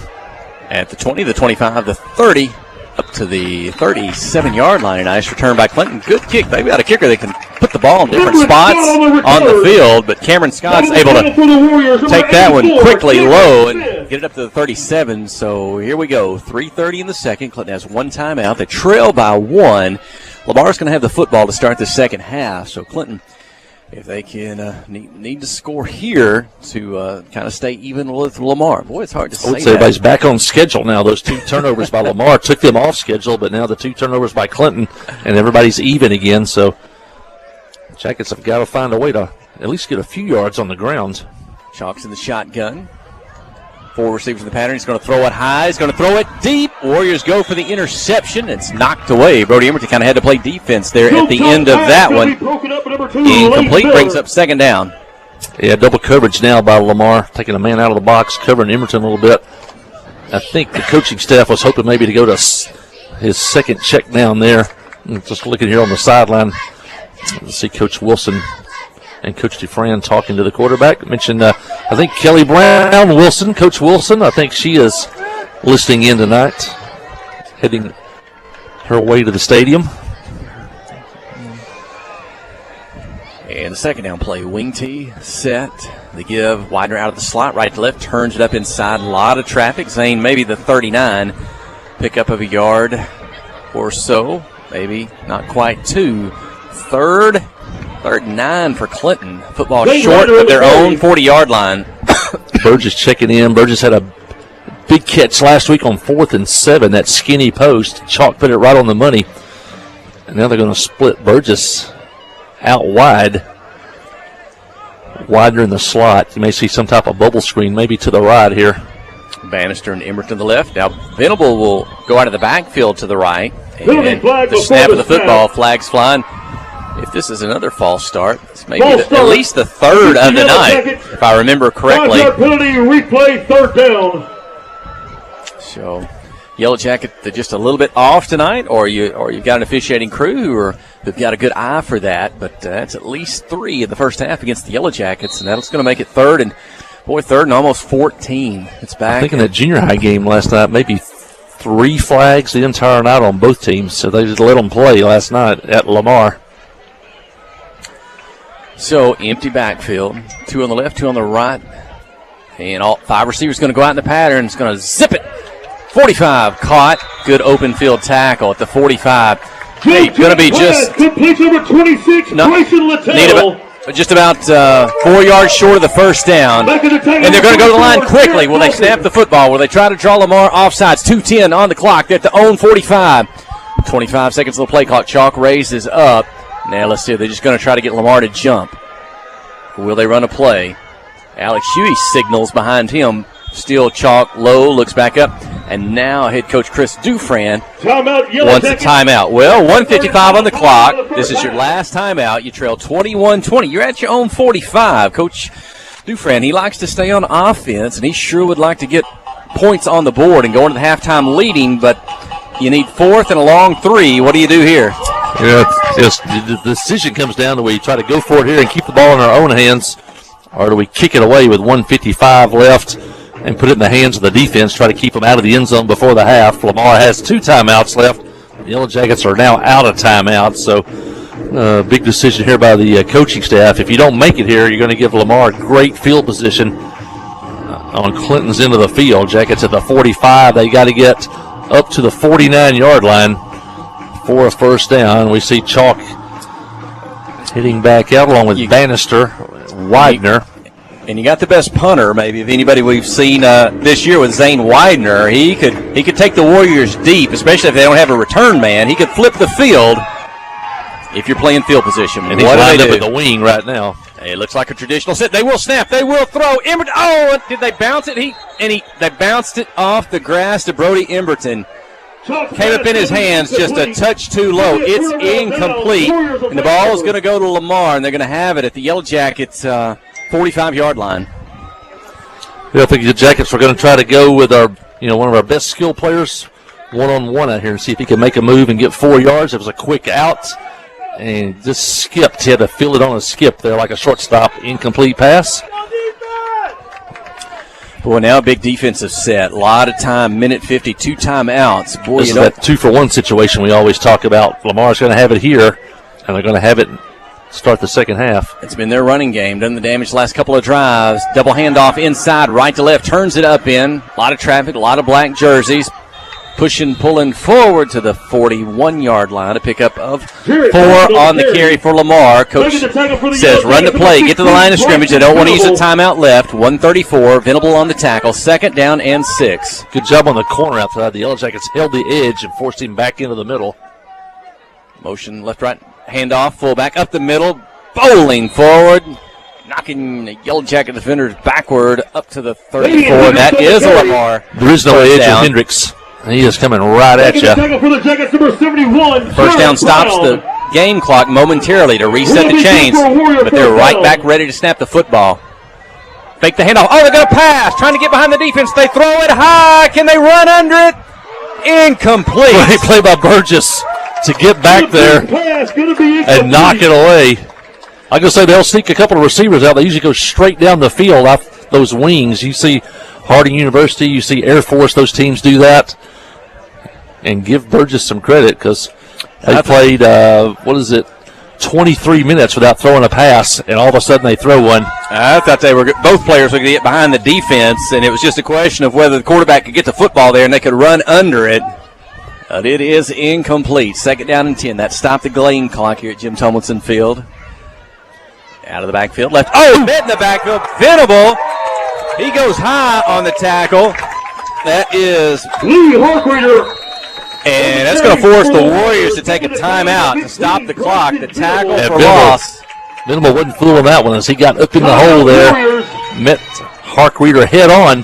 Made the tackle, and that'll force Lamar to take their 2nd timeout of the half. Huge defensive play. Not only get the tackle for loss, but force the Warriors to take a timeout.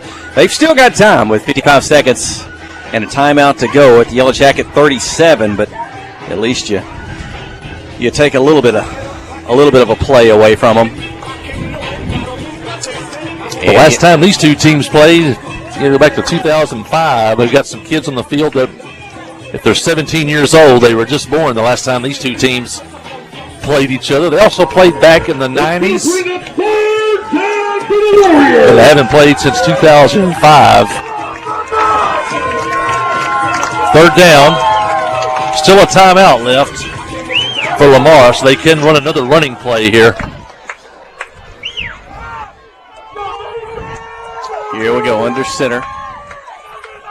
Motion right to left behind the quarterback. Fullback, handoff up the middle, and Yellow Jackets there. Maybe a yard at best before they push him back. And will Lamar take a timeout? Clock running 45 seconds. It's going to be 4th and 11. Cameron Scott on the tackle. They're letting the clock run.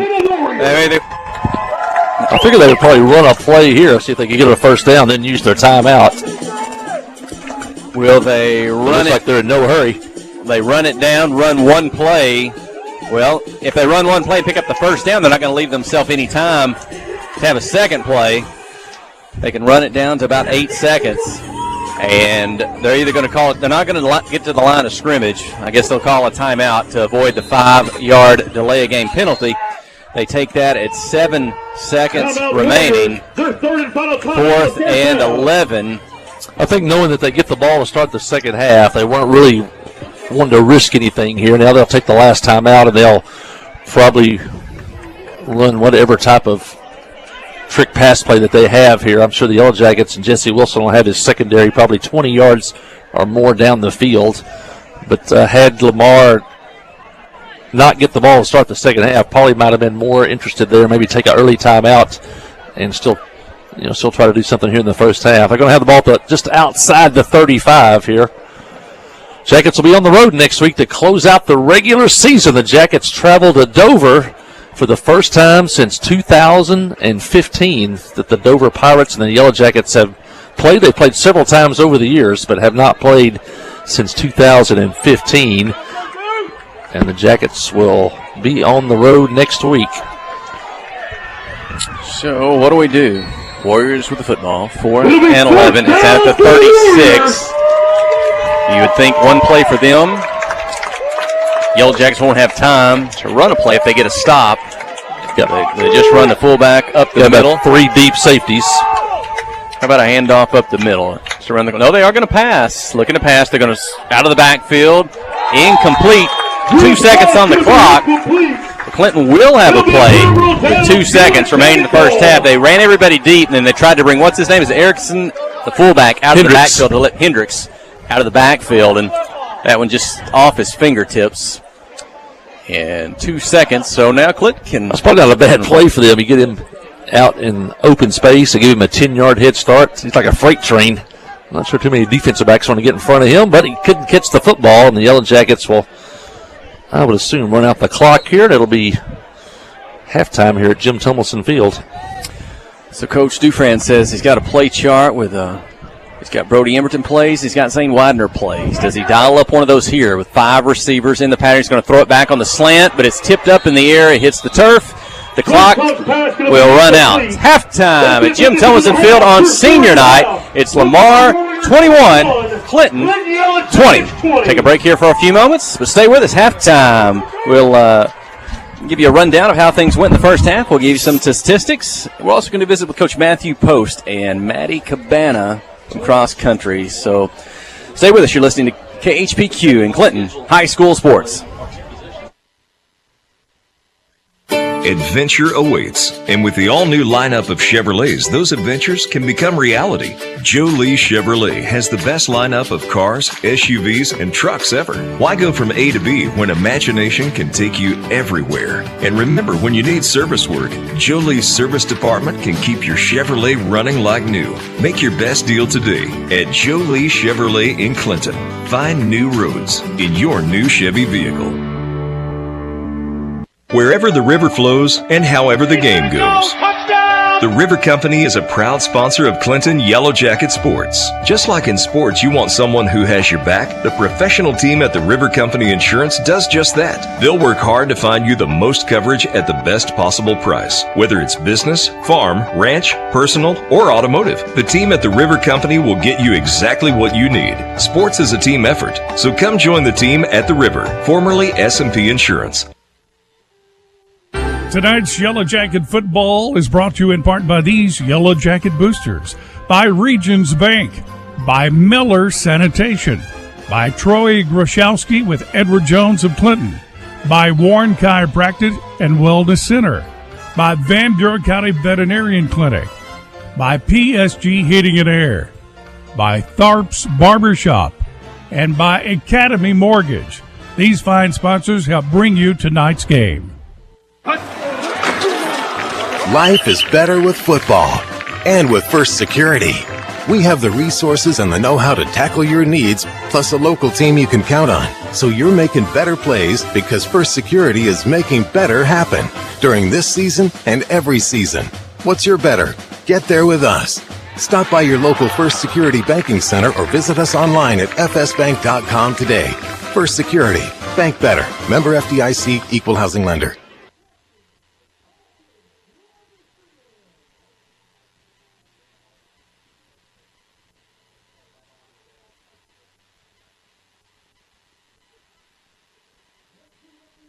Steve Good at Goods Cash Savers says you can learn a lot about life by playing sports. You may never be the biggest or the fastest, but you can always try to be the very best and give 100%. And that's what they do every day at Goods Cash Savers. Even though they don't have the biggest building, they try to have every item that you might need in groceries. They also overachieve every day in their meat department. So when you're looking for a place to shop, give Goods Cash Savers a try. A supermarket that cares about you and your community and says, go Yellow Jackets.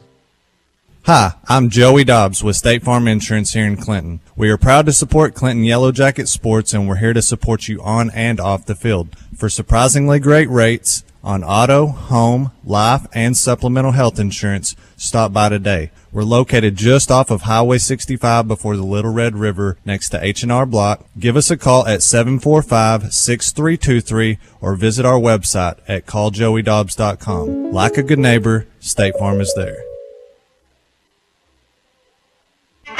Towing and recovery is the last thing you think about until you really need it. Then you really want the best. There's only one name to call, Justin's Collision Repair Towing and Recovery. They have the largest and latest model recovery fleet in North Central Arkansas. From small towing to heavy-duty towing, Justin's Collision Repair Towing and Recovery on Highway 65 in Clinton is the one to call, 745-2992. That's Justin's Collision Repair Towing and Recovery, 745-2992. Conway Regional has been the community's hospital for more than 100 years, providing high-quality, compassionate care. As our community continues to grow, we're growing alongside you to ensure all of your healthcare needs are met right here in Conway. Our board-certified interventional cardiologists, specialized team, and innovative cardiovascular technology are here to provide the comprehensive care you deserve when you need it most. So when you're facing a heart emergency, trust the care you'll find down the hallway, not down the highway.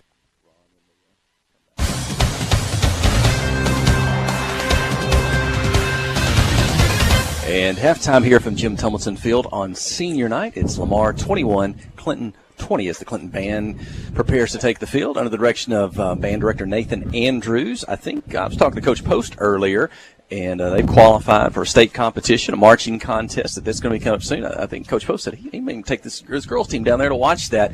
Band's been fantastic under Nathan Andrews the last few years, and they're going to perform tonight. So certainly hope folks in the stands are going to enjoy that. You probably won't be able to pick it up over our mics. We got the windows closed a little bit to stay with us here during the interviews for halftime. But so stay with us. We've got a special guest tonight. Now, Coach Matthew Post did slip off, and he may be returning to talk to one of his students here in a moment. Now, he told me, though, he drives a bus. That's about all he's able to do for this team. We can elaborate on that a little bit more. But tonight, we got mom and daughter. Mom's going to stand out on the sidewalk a bit, Jerry Cabana. Maddie Cabana is with us tonight. We talked about Manny a little bit on the radio in weeks past, and we're going to ask her a few questions tonight. She's in a sport that not a whole lot of people maybe know about. A lot of folks have heard about track and field. We're going to talk about her specialty and what Maddie's doing that hardly anybody else around the state of Arkansas is doing these days, and how much fun this has been. Welcome to the radio, Maddie Cabana. Thank you. Yeah, no, we got to – well, we did – we might have mentioned a few weeks ago. You were also on the homecoming court this year, correct, on homecoming night? Yes, sir, that's right. Representing the junior class? Yes. How much fun was that? It was an amazing experience. Yeah, I got to walk before the students in that afternoon in the arena, then out on the field tonight. So that certainly means you're well thought of. You were voted by your classmates, and that's a big honor, I'm sure. Yes, it was. I was very grateful to do that. Yeah. Now, we wanted to visit with you a little bit tonight about cross country, and you're not running right now. I know apparently a lot of times you're running in the mornings, you're running in the afternoons. Coach Post said you were running before the game tonight, sometime this afternoon. So we got you slowed down for a second, but you run for the Yellow Jacket cross country team who won the conference this past week. Now, for folks who don't know a whole lot about cross country in high school, tell us a little bit about how it's set up, what you do, and what a cross country meet is like.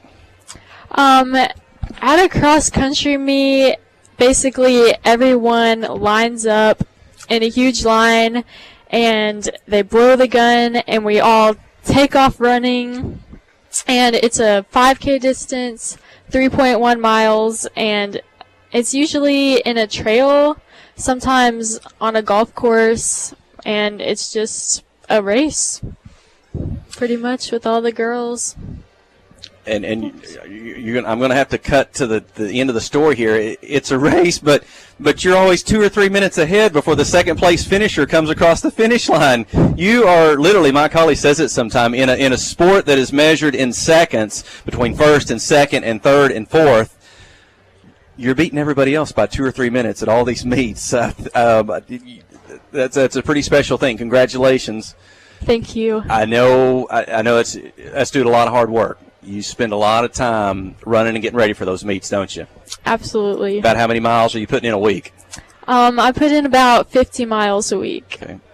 And so you're running before school in the morning? Yes. Okay, after school. So how many miles a day does that work out to? 50 miles a week? It's about 8 miles a day and around 12 on the weekends. Okay. Have you always been a runner? Not always. I started running in like 7th grade cross country. I really liked track, but I then realized I was more of a long distance runner. Mm-hmm. Right. And so I think also this year, one of the highlights that you had was what you went up to the Chili Pepper. Yes. Years ago, I lived in Northwest Arkansas. I went to watch the Chili Pepper. Worked in the student ministry with some at the big church up there at First Baptist. It's now Cross Church and Shallow Christian, and they were running the Chili Pepper, and that's a huge deal. At least it was back then. High schools come from all in. They even have a college run that day, I think, that does that. You went to that, I think with girls from maybe around the 4-state area, all over. And only one girl in the state of Arkansas, was equal to you, or you came behind her, and maybe only just a few other girls total at the meet? Yes, I came in 6th at that meet. And got a new personal record. It was pretty exciting. So, well, I didn't ask you that. So, for folks at home, kilometers, 3.1 miles. What is a personal record for you? My best is 17:40. 17:40. So that's less than 6 minutes a mile, right? It was about a 5:45 pace. Okay, wow. And so you finished 6th out of 391 contestants at the Chili Pepper. And what in the 2-mile state champion? Yes, that was for track last year. From last year? Okay, yes. So that's what you'll be doing in the spring, right? Yes. So fall's the cross-country season, Mhm. and track and field on the track in the spring season.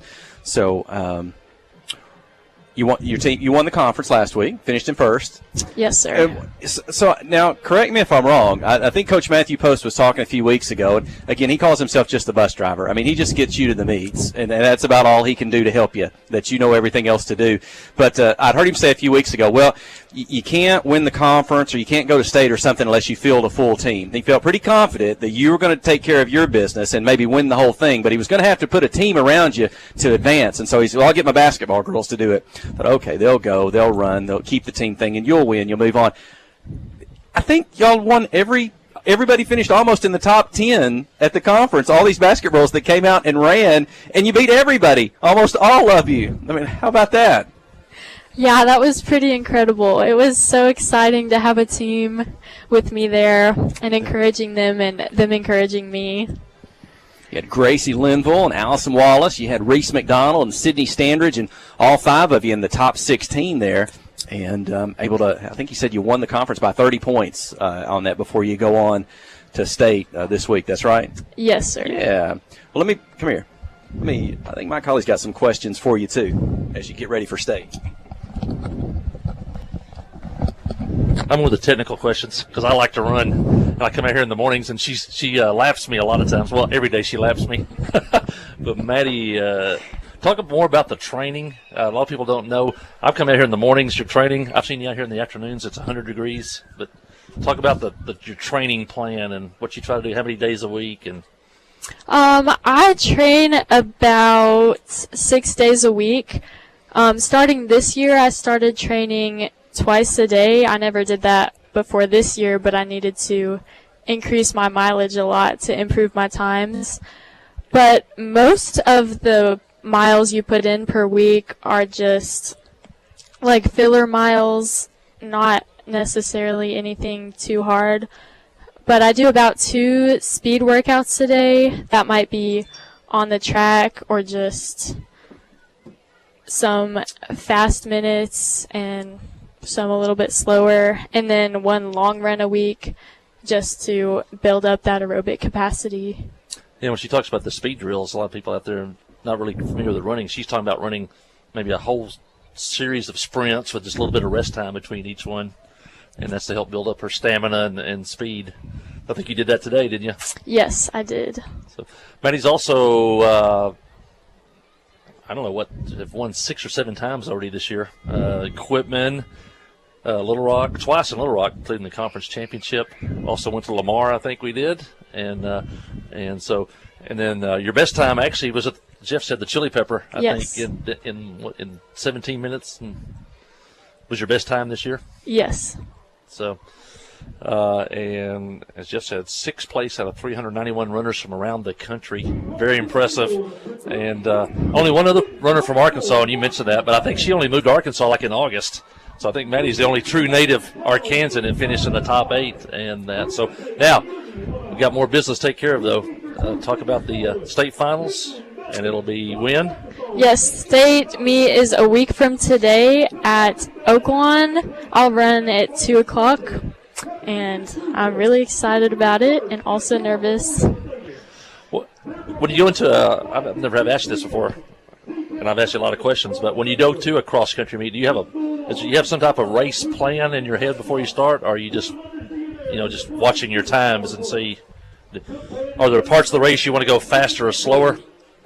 Not necessarily. I always start out pretty quick so I can get a good spot, but then I just try to keep up a really fast pace and go as quick as I can. Oh, you talk about your watch. And, yes, I do. I was going to say, during the race, are you checking that to see what your pace is? To see, yes, because you know I in do your check head my pace. What pace you want to run. So, yeah. A lot of technical aspects to track and field and cross country. And do you have any, do you like running on a track surface, or do you like running on a trail better? Does it make any difference to you? I think I do like running on a trail because I really like the hills. Not necessarily the uphills so much, but there's always a downhill on the other side. So the training that she does, the hills, and actually, I think to your advantage because you've trained so much that the runners who don't train as much as you do, they take a toll on them.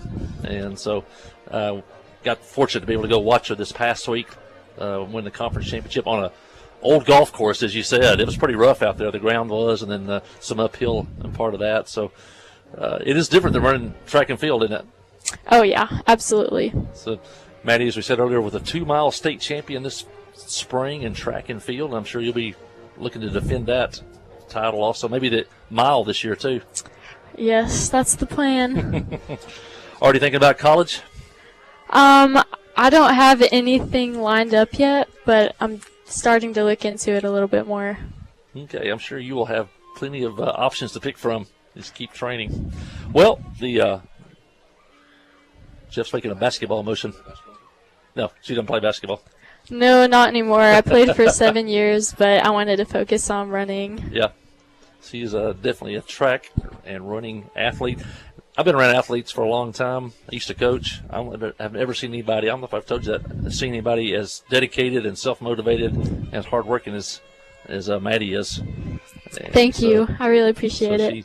She puts in the time and the miles, and it'd be easy not to get out there. It'd be easy to sleep in, but then she's out there and she's working hard.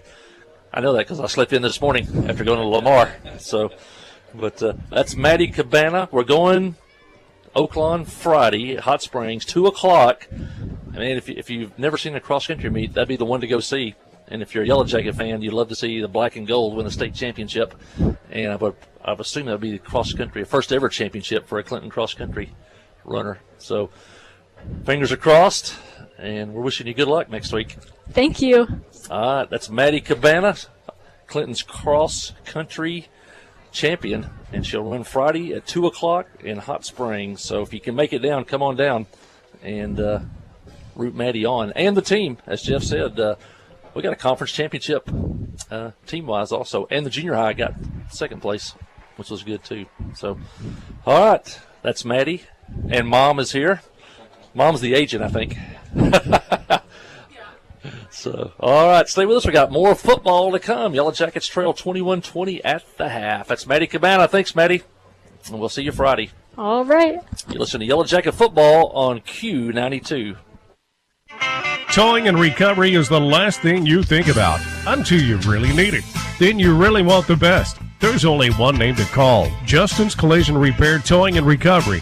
They have the largest and latest model recovery fleet in North Central Arkansas. From small towing to heavy-duty towing, Justin's Collision Repair Towing and Recovery on Highway 65 in Clinton is the one to call, 745-2992. That's Justin's Collision Repair Towing and Recovery, 745-2992. F.L. Davis Cash Lumber, your Ace Hardware store, is a proud sponsor of Clinton Yellow Jacket Sports. F.L. Davis Cash Lumber can help with your electrical, plumbing, paint, tools, hardware, and flooring needs. They're a full-service hardware store and lumber yard. F.L. Davis can provide you with everything you need for your residential or commercial projects. The knowledgeable staff is always on hand to answer your questions. Visit F.L. Davis Cash Lumber, your Ace Hardware store. Same place, now Ace. Friday night at the stadium is not the time to worry about your finances. Let First Arkansas Bank and Trust ease your mind with their mobile banking capabilities. You can check your balance, transfer funds between accounts, and even find the nearest ATM for dinner after a road game. The free mobile app is available on the iTunes Store and Android Market. You can cheer loud and proud for the Yellow Jackets because First Arkansas Bank and Trust has you covered. See a branch for more details. Equal housing lender, member FDIC. Hey, Mike Hawley back here at halftime at Jim Clemison Field. The Jackets trail Lamar 21-20 at the half. And I've got Emily Pookington of the Yellow Jacket Sports Network and her thoughts on the first half of this game, which the Yellow Jackets scored 20 straight, and Lamar comes back with 21 in a row.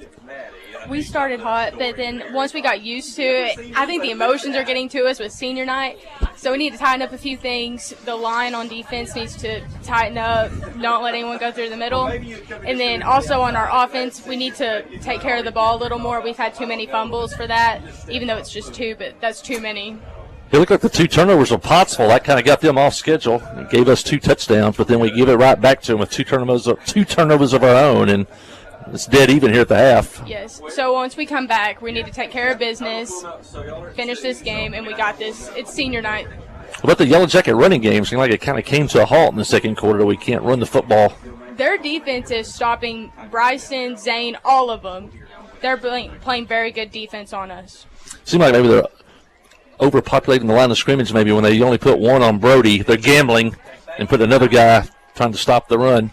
They know Brody's the biggest threat for us, but they know that we're not going to run the same play every time, so they're just taking their chance, like you said. Yeah, it looks like they're playing an hour to try to stop us from running the football, make us one-dimensional. And we did hit Brody early when they had single coverage. We haven't been able to come back to him since then, but got to get the running game going. Brody was on fire in the beginning. I loved watching it. I don't know if the live stream saw it, but I'm there jumping up and down, screaming. Like, I wasn't taking pictures. Well, Emily is a senior, and tonight is senior night. What's the thought this week? There's a lot of seniors walking on this field for the last time in a regular season game. I'm not going to lie. I'm very, very sad because tonight, if we lose, which I'm planning on us winning, so it shouldn't be a problem, but if we lose, we will not have another home game, especially for me as a senior. It's really sad, and it's kind of hitting me more. It's more surreal. So, but we're going to win. It's not going to matter. Yeah, we definitely want another game here at Jim Tumlinson Field. Another great crowd tonight. Yes. All the families coming to watch the ceremony tonight. I know all the boys are trying so hard because they've been so nervous wanting to win this game for senior night because who wants to lose on senior night? Any injuries in the first half? Landon Rose has a concussion, so he will be out. He had a good first quarter. He did, but then he had to sit out. He's concussed. Had a few ninth graders have played so far. Rylan Jones recovered an onside kick. Rylan is just so good. But right now we don't have Briar Gadberry or Zach Gonzalez because they're planning on playing. But last night, Briar got a spiral fracture in his hand, and then Zach has a concussion. Yeah, we heard because we were planning on using those guys. Not 2 very good linebackers, which we needed some more depth on defense tonight. They both got injured late in the fourth quarter last night. We were looking forward to having them tonight just to be a big asset for us, but they were a bigger asset last night, getting the district conference champs, undefeated. Yeah, big season for the Yellow Jackets junior high team, and even the 7th grade, 6-2 year for those little. Very well. The Stingers, as I call them, 6-2 on the year. I will say, Coach Wilson has said he was very surprised and very proud of the 7th grade team. He did not think that they would have the record that they played. Yeah, they've done a great job with those guys. They didn't play a whole lot of Pee Wee football because of COVID and stuff like that, and there's about 17 of those guys. They had a good year. They played hard. Yep.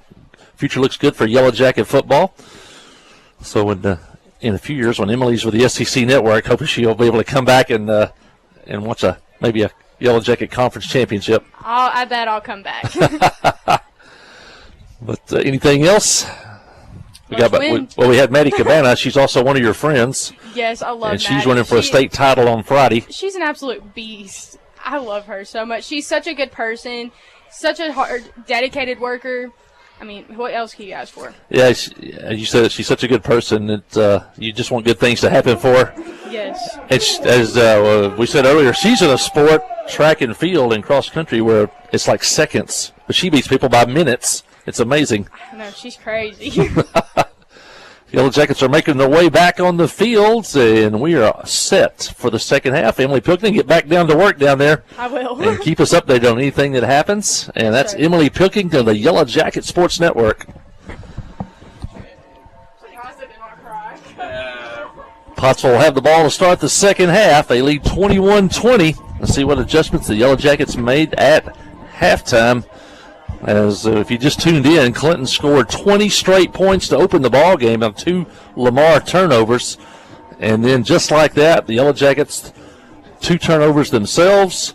And Lamar comes back and scores 21 straight points. And here at the half, it's Lamar 21 and Clinton 20. And the Jackets will kick it off start the second half. Stephen Martinez will tee it up. See Jesse Wilson down to my right down there giving Joe Chalk some final instructions here before the start of the second half. Martinez from the 40. Warriors back to return. Stephen will kick it down the field, fielded at the 24-yard line. Up to the 30, stutter steps, got a seam. The 40, breaks out to the sideline, 50, 45, all the way up to the Yellow Jacket 44-yard line. A nice return by the Warriors. They'll get it across midfield to start their first possession of the second half. We saw Lamar really emerge in that rushing game when they ended up with those 3 touchdowns. They got a late start, but once they got rolling, they were tough. Stephen Martinez had to make the touchdown-saving tackle there, but we've seen him in practice. He likes to tackle. He may be the smallest of the Yellow Jackets, 40 or so players down there, but he likes to tackle. He was one of our first Arkansas Bank and Trust players of the game in the win over Bauxite. Under center, the snap, fullback, up the middle, it gets through the line, the 40, the 34, about the 33-yard line. I think that's good for Lamar first down. Just finished that on Stephen Martinez. I mean, it might be fair to say Clinton, they wouldn't have won that Bauxite game maybe without him. He kicked his only field goal of the year. That was the second. First kicked a field goal, and that was the margin in the ballgame that night, 38-35. And we're going to be coming off that field, being congratulated his teammates and being excited that night. Hendricks still getting big yards up the middle. There he goes again. And he spins away from a tackler. Second will try to get him low, but he's able to rumble. Now they must be going to say that maybe he had a knee or something. Touched the ground at the 24. And that's close to a first down. It'll bring up second. That's straight ahead out of the flex bone. A lot of times you'll have 2 offensive linemen blocking 1 player. That may be what's happening up front there. It's just giving him enough space to get through the line of scrimmage, and then he's a handful for the linebackers to have to bring down. Yeah, it looked like he's getting untouched through the line. Back under center. Gets it again on the right side. Looks again untouched through the line. It'll get to the linebackers. Spencer Bannister will come up, able to make the tackle. But not before Hendricks gets it to the almost the 16-yard line. That is a first down. 3 straight carries for Hendricks. We saw one drive like this in the second quarter where they gave it to him numerous times, and he has carried the ball 20-plus times in a game this year. Football is a game of numbers. If you'll look, Jared Brown, Alex Huey on the left side of the Yellow Jacket defensive line. That's where the football comes. See the line swung around, swung down again up at the 10. David Hendricks on the carry. They got 5 number 11, Cameron offensive linemen, basically 2 tight ends. There's 7 on the offensive line. There's 2 wing backs attached to the end, and then you have a fullback and a quarterback. Basically, you have almost 9 players on the line of scrimmage. If you look at the defense now, you see you have to have linebackers and safeties, so you're actually outnumbered at the line of scrimmage. It's a game of numbers. Hendricks again on the right side, and it's going to pull away from tacklers. He gets up to the 5 or inside the 5. I don't know if that was Alex Huey or Joey Hicks. Somebody had a left hand hanging on, trying to hold him on. That slowed him down long enough for some help to come in and make the tackle. But Lamar, it's like, if you can't stop us, we're going to keep running Hendricks right at you. Off tackle. 4 straight carries. He's gotten it, 40 yards down the field so far. Now they got a first and goal inside the 5. Gets it again on the left side. Maybe hit at the line. He's able to get away, dives forward towards the goal line. And I think they're going to say his knee is down just short of the goal line. Widener gets credit for the tackle. But again, there was contact, maybe at the line of scrimmage, but not enough to bring Hendricks down, the big back. I'd be shocked anything other than Hendricks or a quarterback sneak here. If they do, they're doing us a favor. Hendricks behind center. Be a quarterback sneak, and Hendricks is going to try to push him in. That's the call. You called it. He didn't need much. Does he get enough? It's a touchdown. Touchdown for Lamar to start the second half. 8:53 in the third. It's Lamar 27, Clinton 20. Green quarterback sneak, but it's the RBI, as Houston Nutt used to say, goes to the fullback Hendricks, who pushes him into the end zone. And And Lamar will line up for an extra point, try to make an 8-point ball game. And perfect on the night. The quarterback, by the way, is Caleb Green. The kicks haven't been pretty, but they've gone through 3 for 3. The fourth one is up. This looks to be the best kick of the night, and it's good. Lamar 28, Clinton 20. First possession in the second half for the Yellow Jackets when we return. You're listening to KHPQ and Clinton High School Sports. The Blagg Law Firm is a proud supporter of Clinton High School Yellow Jacket sports. When you need an attorney, call the Blagg Law Firm. Whether it's an injury accident, criminal defense, DWI, family dispute, or Social Security disability, Ralph Blagg believes in equal justice for all.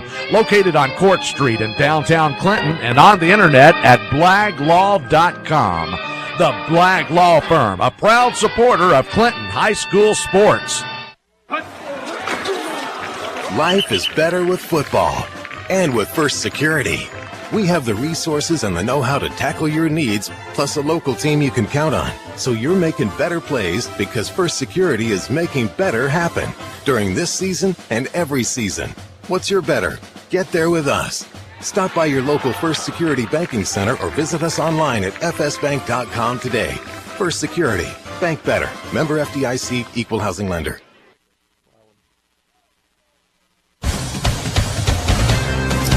Well, Lamar takes the opening drive of the second half, takes advantage of great field position and drives 44 yards for a touchdown. 6 carries by Hendricks, 1 by Caleb Green. And they punch in the touchdown, and they lead 28-20. Now the biggest lead of the game for Lamar, and the Yellow Jackets have an all-important first possession of the second half. It was Rylan Jones on the return for the Yellow Jackets at 36. He's coming up big for the Yellow Jackets on the return time. Now he's recovered an onside kick. He's made other kickoff returns. He's only a 9th grader moving up to senior high football, and he's making an impression in his first senior high game tonight. It's Rylan Jones, chalk under center. The give, moving left to right. Is that Zane Widener? They'll get a hand on his back to slow him down, but Widener will get to the 39-yard line. Maybe we'll call it pickup of 3. Yellow Jackets could not run the ball in the second quarter. Did run the ball good in the first quarter. Landon Rose had some good runs in the first quarter, but he is out for the rest of the game tonight. The Yellow Jackets see if they can find a way to run the football and help to set up the pass here in the second half. Chalk will be in the shotgun. 2 receivers to his left. Snap hits the ground. It'll roll to Chalk. He hands it off to Bryson Venable. That'll be a loss on the play to the 38 or so. Back close, not quite the original line of scrimmage. That will bring up a 3rd and 9 for the Yellow Jackets. 3rd and 9 on their own side of the 50 at the 38-yard line. 7:40 here in the third quarter. Burgess checks in. They're going to split him wide out of his normal tight end slot. He's alone on the right side, the short side. 3 receivers on the left. Venable's in the backfield with a shotgun with Chalk. He's going to roll the left. Venable's going to block. He's going to wind up, throw it deep, trying to get by the defense. He may have it. Can't pull it in at the Lamar 30. Boy, that was pretty. Deep pass.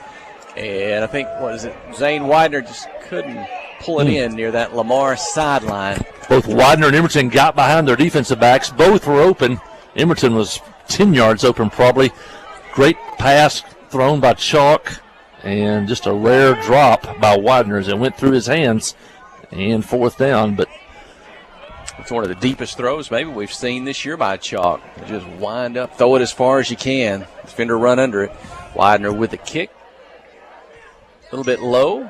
Back to the 22-yard line. Lamar out of bounds at the 28. Tackle by Emerton and Spencer Bannister. So the Warriors right back with the football after opening the second half with a touchdown, making the lead 28-20. Lamar, they're going to get it right back. This time they'll be on their own side of the 50. Well, let's see if Hendricks, he ran it every play except the final. I think that was a 1-foot touchdown by on the quarterback keeper, but it was Hendricks, besides that, taking it down the field. Will they do that on this second drive? that punt now. The Yellow Jackets are now off schedule for the first time tonight, really. And now Pottsville has a chance for a 2-possession lead.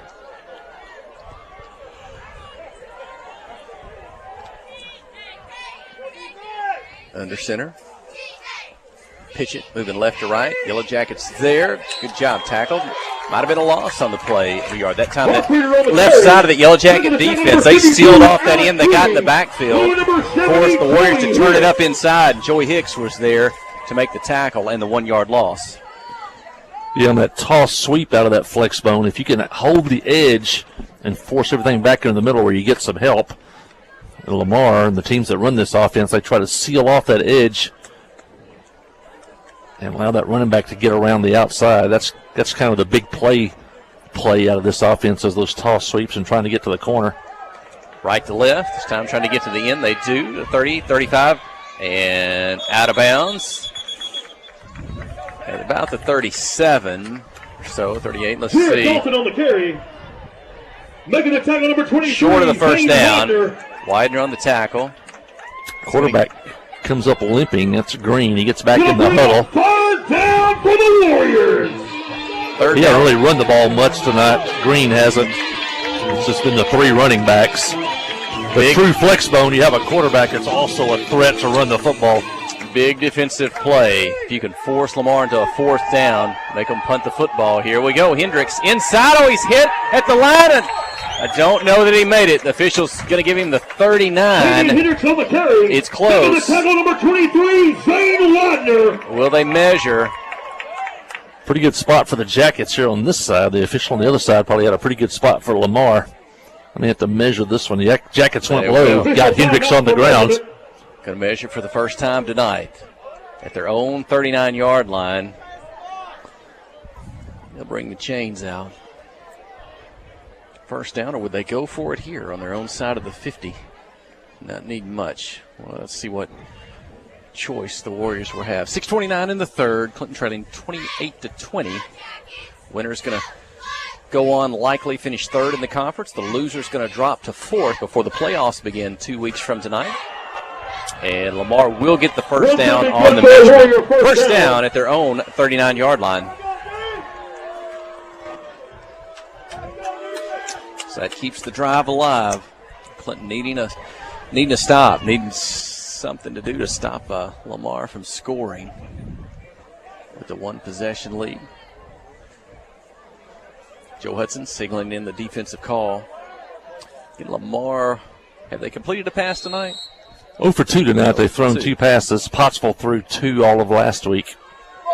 But this is how a flexbone offense operates. So can you just load up? 6 Yellow Jackets to the line of or 3 at the linebacker. They'll get to the left. The speed knocked out of bounds, but not before the Warriors going to gain the 48, 49-yard line. That's close to another Lamar first down. Hendricks didn't carry the ball that time, but he was the lead blocker. Enough speed to get to the corner. Race at an angle to out of bounds, and it's Lamar first down at their own 49. I bet that C probably looked the big Clinton C in the middle of the field probably looks good on the live stream. Remind me, who painted that? Did we talk about that a couple weeks ago? I think the art department has done that. I think they freshened it up. Coach Post said for tonight.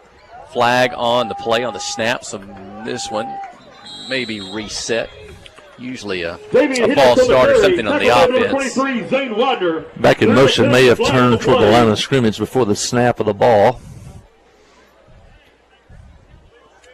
Hendricks legal shift. Hendricks' helmet came off, so he didn't have to come out at least for one play.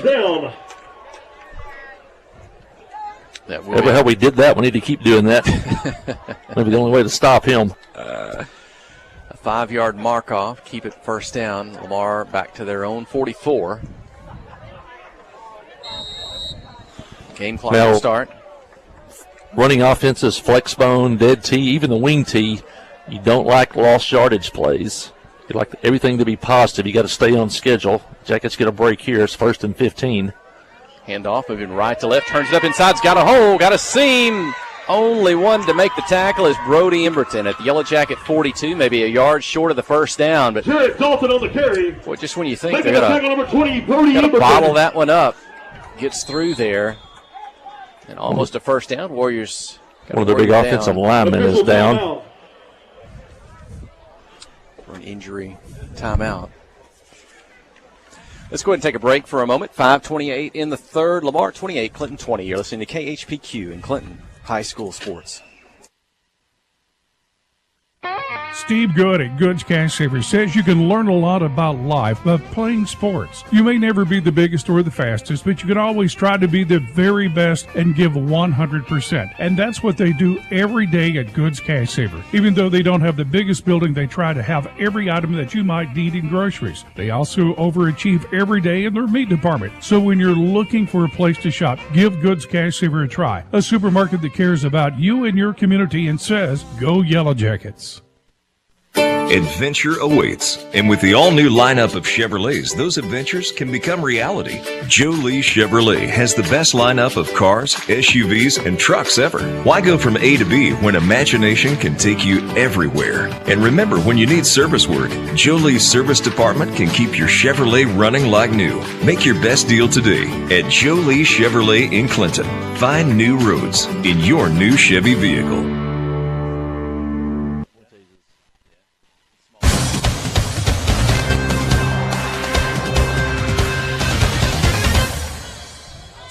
Hendricks on the carry. Hit, bounced from the 40, bounces to the left up to the 35 on the second down run. That will earn a first down for Lamar. Injured player was Shane Hampton, 5'11", 250-pound senior all-conference. He just made his way back onto the field, number 67. Bryson Littell on the tackle. If you're watching on the live stream, Bryson, he's been number 2 on the roster on his jersey. He's number 26 tonight. I think my colleague said that. The public address announcer to get that right. That's Brian Henderson's son, so he knows what number he's from 2 to 26. Rylan Jones will enter the ball game, the freshman on the defensive side, dropping the football in the backfield. And at least 2 or 3 yards. There was a flag. Was that a penalty, or did he? Was that just to show the fumble? If he didn't have the red flag or the beanbag. We'll see. Oh, it is a penalty. Illegal shift on Lamar. Warriors. 5-yard penalty, replay, So I think that's the first down. second illegal shift. I don't know, on this drive or on these 2 series, I remember. But I talked to head coach Chris Dufran, and can he decline it and take the loss on the play, and that will end up losing the down. So second down and 12 for Lamar at the 37. Jackets need to stop. You don't want to fall 2 scores behind because they can eat up the clock. 4:43 left. And Jackets trail by 8. Jackets have had the ball for 1 drive here in the second half in the third quarter, and it was 3 and out. Lamar had a 7-play touchdown drive to open the quarter, and now they have it again. Hendricks straight up the middle, met at the line. They'll hang on, and they will take Hendricks down this time at the 35. So they'll get back to the original line of scrimmage. Joey Hicks on the tackle. It's 3rd and 10. It might be 4-down territory, meaning Lamar will maybe go for it if they don't make it here, but a big defensive series for Clinton. 4:05 in the third. Yeah, I think the timing was off on that play a little bit.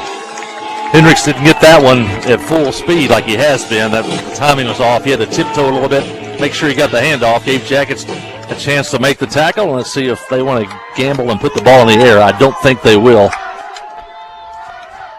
Right to left, the motion. They'll try to get to the end with Hendricks being the lead. Oh, taken down! Taken down from behind on the tackle. Hendricks on the lead block again. They came to the short side of the field, though. They didn't have much room to work with. And the Yellow Jackets did a good job to string it all the way to the sideline and bring him down. It's going to be 4th down and 8 here. They're kind of in that no man's land. They're almost too close to punt, too far to kick a field goal. The 9th grader, Rylan Jones, that was his biggest defensive play of his young high school career, making that tackle. 4th and 9, the Warriors going to go for it. They are at the Yellow Jacket 33-yard line. They got a receiver to the right. They're going to roll that way, looking to pass. 1 receiver, 1 defender, incomplete. The ball is going to go over on down to the Yellow Jacket. The defense has held Clinton will have a chance if they can score to tie the ball game. They'll take it at their own 33. Yeah, almost a must stop that time for the Yellow Jackets. One of the weaknesses of the flex bone, you basically could only have 2 receivers basically, and you roll the quarterback to one side, then both receivers have to be on the same side of the field. They ran a stick route. That receiver was trying to run to the stick, and Emberton on single coverage did a good job there to defend that. The Yellow Jackets have new life at their own 34-yard line.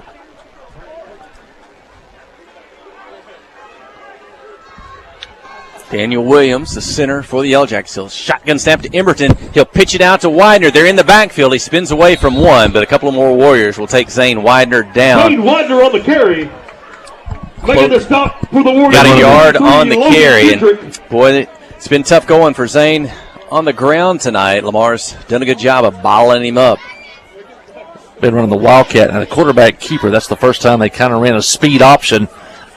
Emberton trying to make a little bit of move to his left and then pitch it to Widener in motion, but they are overpopulating the line of scrimmage. Brody's going to stay in. He takes the snap, starts left, breaks right, breaks a tackle, 40, first down, out of bounds at the 45-yard line. That may have been a busted play as he took the snap, looked to his left. His running back wasn't close enough to fake a handoff, so he starts forward, breaks it out to the right. Then he's got the speed to get to the sideline and a big first down. That was a playmaker making a play. There wasn't much there. In fact, Lamar had a shot at him at the line of scrimmage. Just his athletic ability to juke the defender, as they say, and get around the corner, and he gets 11. Joe Chalk's going to split wide left as Emberton stays in the shotgun snap. Hand off to Widener, stretches the left, turns it up inside. Zane across the 50 to the 49, across 48. That may be one of Zane's best carries of the night. Running in traffic to the Lamar 49, second down and 5. That's probably been the best straight run we've had since the first quarter. 2 minutes in the third, trailing 28-20. A little momentum now by the Yellow Jackets. Clinton scored 20 points in the first quarter. Offense has been quiet since then, but they still got a chance to tie it up. Emerson stays in the shotgun. Fake the handoff to Widener, keeps it himself. Too many white jerseys around him. He'll go down at the 50, lost a yard. On the carry. Making the tackle You number may see 4, Chalk Will eventually, Anderson. if he stays in at this receiver spot, maybe that double pass. Looks like he may now be going to traditional quarterback again. Facing third down and 6. The football is at the 50. Got to get close here. Give yourself a chance on fourth down if you don't make it here. Ryston Venable to his left, but 2 receivers on the left. Littell's in the slot on the right. Shotgun snap, they give it to Venable. He tries to get these. He's got blockers. He's got a first down. 45, 40. Now it's a race. The 30, the 25. Touchdown. Saving tackle at the ankles at the 23-yard line. Venable on the carry. 27 yards and a first down. Grayson Littell helps screen off the corner, along with Sheldon Louder here on the near side. 2 good blocks on the near side, and the buck sweep works for a first down. The Yellow Jackets' running game has come back to alive here on this drive. What the Jackets needed. If you dial it up that time, look, Venable does it. He's an 11th grader. Stays in the ball game. He and Bannister in the backfield. Chalk goes under center. Quick snap. Gives to Spencer Bannister. And flags fly. That snap may have been too quick. Penalty flag before the snap. And false start. it's a false start against Clinton. Back up 5, first and 15. Had a lot of those tonight. You hate those this late in the season. We'll have to ask Coach about that after the game tonight, how we ended up with that many. He'll send the play in with Eli Henson. 24 seconds, clock running. This may be the final play of the third quarter, trailing 28-20. Chalk's going to go under center again with Venable and Bannister behind him. First and 15. Takes the snap. Handoff is to Bannister. Gets to the right to the end. Has a block. Turns it inside. Flag on the play. Bannister goes down at the 21. It'll be a holding penalty or a block in the back, and he made that cutback. Might even be a chop block. No, it's going to be a hold. Holding against the Yellow Jackets. He's 10 yards from the spot of the foul. Alex, you may think that's on him. I don't know. He was kind of demonstrative on that, or he's a good kid. They feel bad about that. And Jordan Benson maybe didn't agree with that from the Yellow Jacket sideline.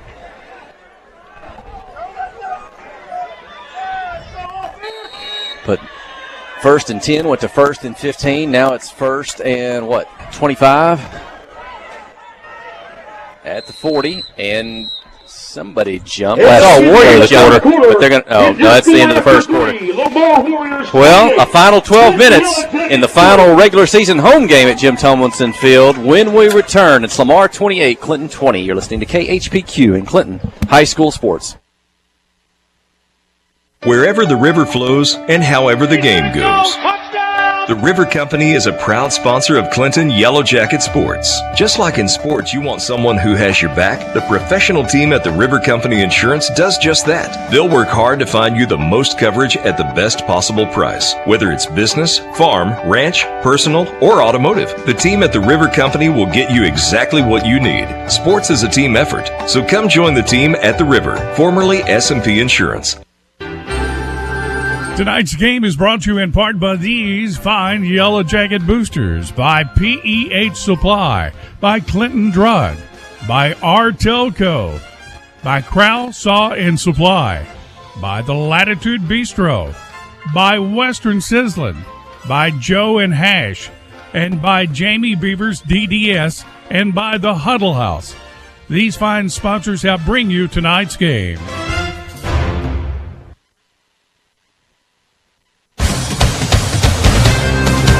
Well, we come back to play. It'll be 1st down and 25 for the Yellow Jackets at the Lamar 39. Can they wiggle out of this one? The Jackets trail 28-20. Need to come up with something big here to keep this drive alive. Well, it looks like the Warriors will double-team Brody Emberton, and they'll throw it that way. In the air, high. Intercepted at the 18. The Warriors. Is that the second interception of the night by this Warrior defense? Chalk trying to get it to Brody Emberton. And Lamar's going to take the football. 11:56 here in the fourth. And a 28-20 lead. 2 interceptions and a fumble tonight for the Yellow Jackets. 2 turnovers for Lamar. And Lamar leads by a touchdown. And Clinton will not have a chance to tie on that drive. They got to stop Lamar. Again, they did it on the previous series to get the football back and give themselves a chance. They're going to have to do it again.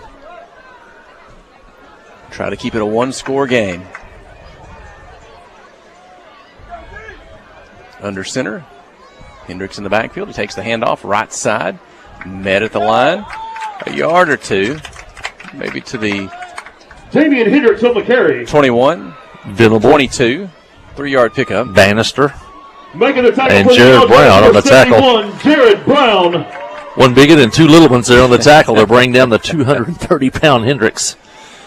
He's not hitting the line of scrimmage, seemed like, as hard as he did earlier. Either that or the Yellow Jackets are getting a little bit of penetration maybe before he has a chance to get up to speed. By the time they line up, you've basically got 6 players along the line of scrimmage, 3 linebackers in the middle. They'll give it to us, try to stretch it to the left. Gets in, they got a block, got some room. Turns it up, ankle tackle for the Yellow Jackets. That's Liam Hudson, I believe. But it's good for a Lamar first down. Stretch it out to the outside and the zone blocking. For a Warrior first down. Hendricks out there blocking part of that, and the Yellow Jackets couldn't hold the edge. He got around the corner. Well, Lamar now with a mix of outside, inside with Hendricks, and you kind of. We don't see as much this week as we saw last week. The Potts with that quarterback taking it right down the line and then trying to either keep or pitch. This quarterback doesn't run much. Hendricks on the left side. They'll get arms around him on the left and on the right. Take him down for a 3-yard pickup. So I don't know. Joey Hicks on the tackle. So, you look at this from a defense. You got 6 guys along the front, spread 3 linebackers. Do you just bring them all up in tight, 9 across there? And I don't know. I guess if you're the Hendricks, if he breaks through that line, then he's got an open field with only 2 guys in the secondary. Or if you got enough guys to get to the end and block and seal it off, then maybe you got room to run if you get past those 9. But yeah, you can overload the line of scrimmage, try to outnumber them there. Like I say, they have no receivers, so you can really hard to even outnumber them at the line of scrimmage. Gets to the left, turns it up, and you're always wary of a pass, so you have a couple of 3 in the secondary. Number 4, Liam Hudson. First down. Lamar at their 40. Liam Be a Hudson, Warrior first sophomore, down. on another tackle. 10 minutes exactly in the fourth quarter. Clinton trailing 28-20. I have seen some people play Harding the last couple of years with like just 3, you might call them safeties, about 8 yards, 9 yards deep, and just, we'll give you 2, 3, or 4, but you'll never bust a big play. Right now, the Yellow Jackets going with 2 safeties. Hendricks gets to the middle. He's pulling defenders. The 45, the 40. Hendricks all the way up to the 37-yard line. And what'd you say, 234 pounds? He had a couple of the Yellow Jackets hanging on him. Kept his feet moving. He gets all the way to the Yellow Jacket 37.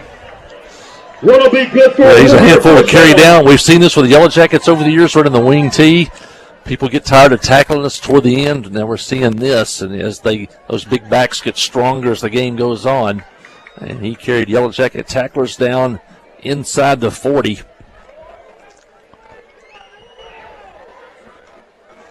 Gets it again in the middle. And this time tackled. I think that may end up a solo tackle. Who had him wrapped up, took him to the ground. As we talk about, the defense in this against this offense, the defensive end almost has to come down and tackle the fullback every time, whether he has the ball or not, because that's the first option. And then that quarterback gets down the line, and then you've got the wing back or the pitch. Now, looks like the one thing Lamar's missing is that quarterback that's also a runner. We haven't seen Green hardly run the football at all tonight. Handoff, moving right to left, turns it up inside in traffic. And looks to be up near the 30, about a 5-yard pickup. Dalton on the carry. Should bring up third down for Lamar. Spencer Bannister on the tackle. Gonna bring up third down. Well, the Jackets need another big stop here. They got one moments ago in that last drive down near the Yellow Jacket 30. They sure need another one now, but the clock winding down toward 8 minutes.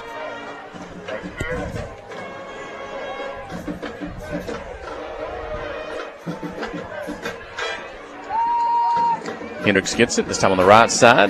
Bounces off the line, bounces forward for a first down up to the 21-yard line. Number 7, Spencer Bannister. Run will be good for a Warrior first Bannister down. with another tackle.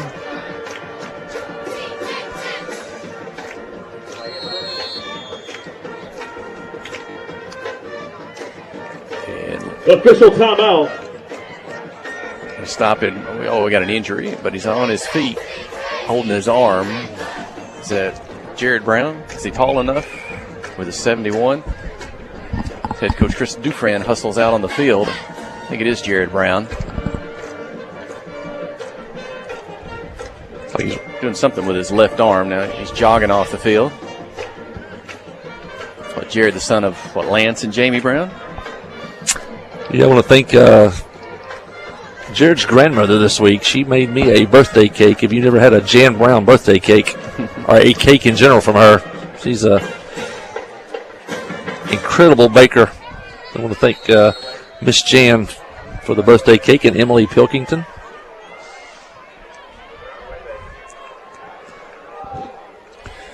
It's 1st and 10, 7:45, clock running. Clinton trailing by 8. Lamar on the move.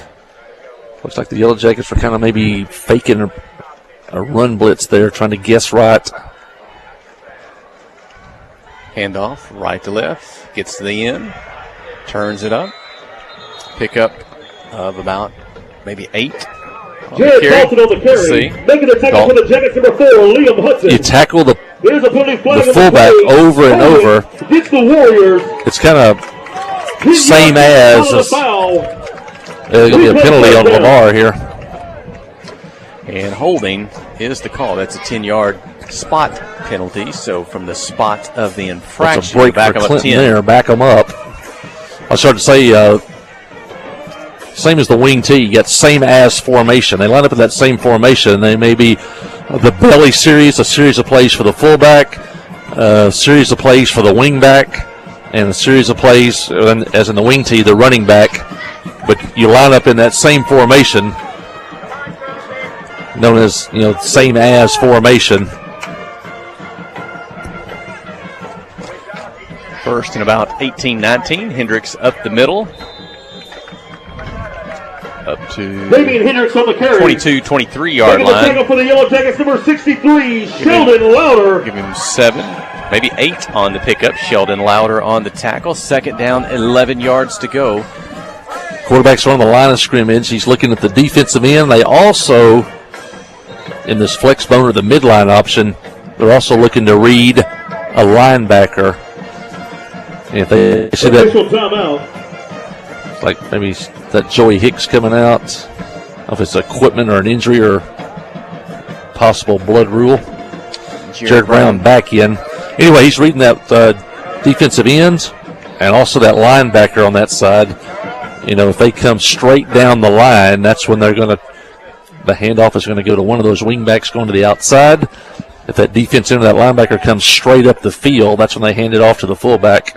Second and 11. Inside, through the line, up the field. Touchdown, Lamar. From the 21, Lamar 34, Clinton 20. Dalton on the rushing touchdown for the Warriors. Extra point to come. 6:14 remaining in the ballgame.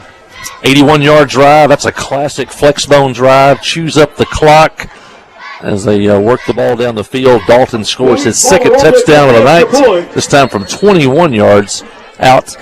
And now the Yellow Jackets got their work cut out for them because they're now 2 possessions behind. The Jackets have not scored since the huge first quarter when they scored 20 points. There's a flag before the snap of the football. Clinton may have had. Do they have 12 players on the field? Illegal substitution. Illegal substitution. Maybe they broke the huddle with, well, they're sending Sheldon Louder back out there. And Lamar, if that's, well, let's see. They're going to go for 2 here. The penalty would move it, half the distance to the goal line from the 3 to the 1.5. So Lamar says, hey, we'll go for 2. We'll try to make this a 16-point ball game with 6:14 to go. They got a 14-point lead right now. And they'll go for 2 for the first time tonight. Hendricks in the backfield. Will they get it? Turn, give, right side. Hendricks into the end zone. The 2-point conversion is good. Lamar 36, Clinton 20, 6:14 remaining. When we return, you're listening to KHPQ and Clinton High School Sports.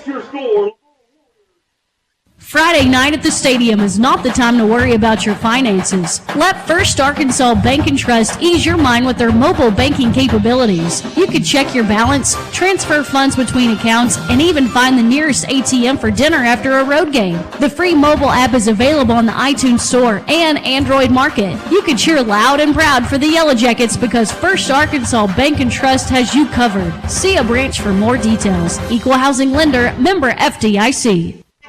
Towing and recovery is the last thing you think about until you really need it. Then you really want the best. There's only one name to call, Justin's Collision Repair, Towing and Recovery.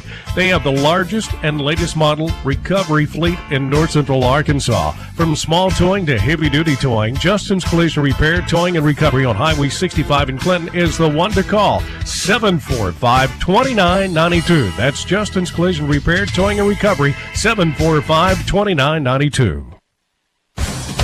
Pottsville drives 81 yards for the touchdown. Dalton, his second touchdown of the night. He goes in from 21 yards out after the Yellow Jacket penalty for an illegal substitution. Hendricks carries a 2-point conversion, and with 6:14 left, the Yellow Jackets trail 36-20. If you just tuned in, the Yellow Jackets in the first 8 minutes and 57 seconds of the ball game scored 20 points, and the Yellow Jackets have not scored since. And here we go. 3 receivers to the left, 1 to the right. They'll put in motion his Bannister. They'll swing it out to him. Caught, I think, behind the line of scrimmage. Makes a move, makes a miss. 30, spins up to the 34-yard line. Just short of the first down. Being up second down and 2. Chalk to Bannister. 14, Jonathan Rice. Really good to see Spencer back. You know, a couple weeks ago we wasn't sure if we'd see him again. He's a senior. He's one tough guy. And then for him to get injured, you know he was injured as tough as he is. But he was hard-nosed, disciplined to work physical therapy and make his way back and have him maybe for a playoff run Inside handoff, first down on the carry. Venable making moves to the 45 to 46. Ryston Venable doing it offensively, defensively. Boy, Venable's really a standout tonight in this ball game for the Yellow Jackets. It's a first down at the 47. Got to move quick here. Yellow Jackets need 2 scores. Got to get the first one. Looks like maybe Lamar maybe in some type of a prevent defense now. Yellow Jackets kind of taking a little bit out of the box. 2 defenders on Brody Emberton, looks like on the left side. Chalk's going to roll that way, and he's not got much time. He had a Warrior break out quickly into the backfield to his left, kind of forced Joe maybe to throw it between he and trying to get to Emberton. That one was well short. And Jonathan Dante got pressure that time. Big number 17, long and lanky, coming off that defensive end. Actually good job by Chalk to get rid of that incomplete pass, stops the clock, avoid the sack there. Go on to play the next play. Second down and 10 at their own 47. Wing T set. Handoff, moving right to left. Across the line of scrimmage, breaking it back to the right. Widener. Zane Widener up down to the first down marker at the Lamar 43-yard line. Great run by Widener. Making the stop, number 22, Lee Harkrader. Cut back to the right. Going to get 9 yards out of that. Be third down and 1. Third down. We got a pretty good look at that from the press box at Jim Thompson Field. We see the football. We see the sideline marker. The official says it's not close enough for a first down. Third and less than a yard. They'll get to the line of scrimmage. Got to pick up first. Job Chalk does it on the quarterback keeper up to the 40. That will stop the clock momentarily to reset the chains. Clinton just across the 40. Clinton has 3 timeouts remaining. Run's going to be good for Clinton Yellow Jacket. Went on first sound there. Chalk gets the first down. Jackets at the 39. Clock down to 4.5 minutes left. Ball on the far hash, the Warriors side of the field. Chalk fakes the handoff, wants to pass, throws it back to the right. Oh, a low diving sensational catch at the 20. Spencer Bannister. What? Going to run the wheel route out of the backfield. Spencer Bannister from his wingback spot. Jackets sent 2 receivers down the center of the field on kind of a post route. Cleared out the area. Bannister was open. If he could have kept his footing, he would have walked in for a touchdown there. But he did a great job just to catch that one. The Yellow Jackets have a first down inside the 25. And Chalk in the shotgun. And he got the handoff. Widener's got it, the 15, the 10. Traffic breaks it out, turns it back inside, all the way up inside the 5. Goes Widener. Boy, got that handoff just before Chalk got smashed in the backfield. There's a flag on the play. There is a penalty flag on the play. This one may be coming back. Pretty good fake by Chalk because he got wiped out, and the ball wasn't even there. I thought Job still had the ball. 17 put the hit on Chalk, but he's the one took the brunt of the hit, looks like. Wow. Personal foul on the Yellow Jackets.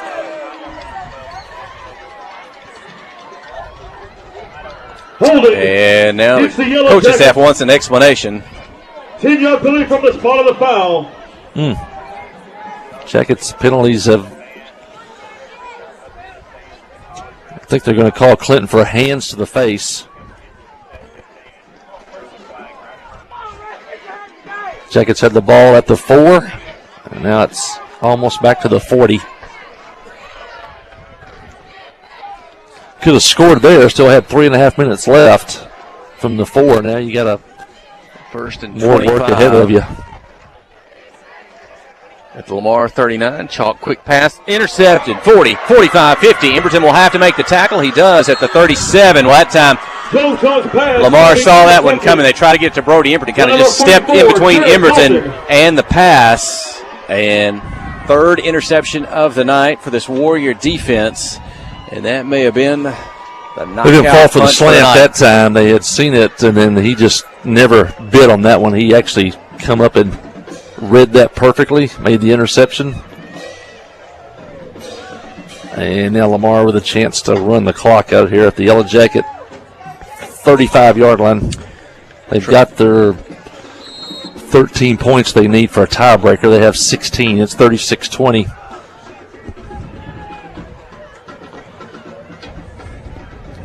Quarterback still heavily limping. But like I say, he really is not a running quarterback, so he's just a facilitator back there. Vegan just hand it to Hendricks for 3 more minutes. As Hendricks will carry the football up to the 23-yard line. Is Damian Hendricks. That's all Lamar needs to get out of here with a win tonight in week number 9 for the Yellow Jackets. It is a first down. Give him 10 on that.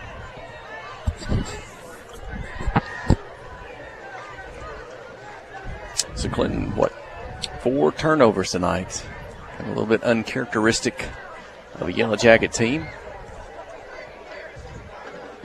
Hendricks again, this time to the left. Tackled. And a pickup of 5-6 yards. Hendricks reminds me of, I guess you go back to the 2005 team, Waylon Bramlett. Bramlett wasn't as big as Hendricks, but man, by the end of the game, people just did not want to tackle him anymore. He punished you if you were going to tackle him.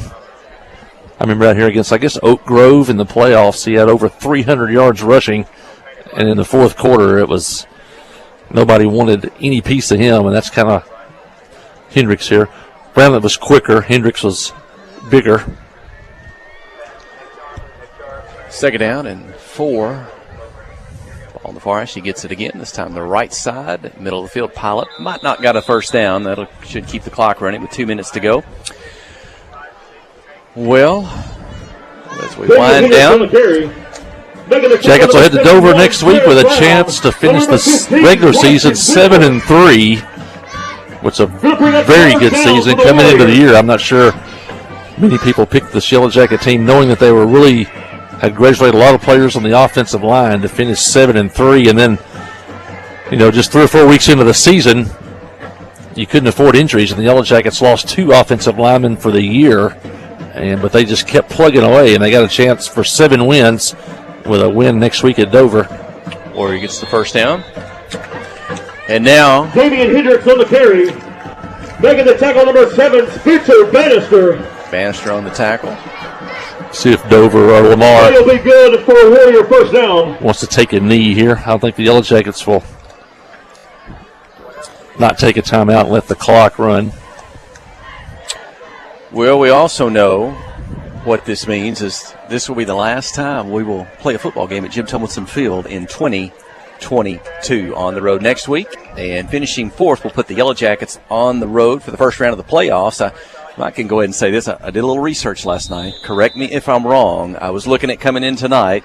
A 3rd place finish would have kept us at home. Probably taking on the Nashville Scrappers coming to Jim Tomlinson Field. But a 4th down position likely means the Yellow Jackets are going to go to Malvern.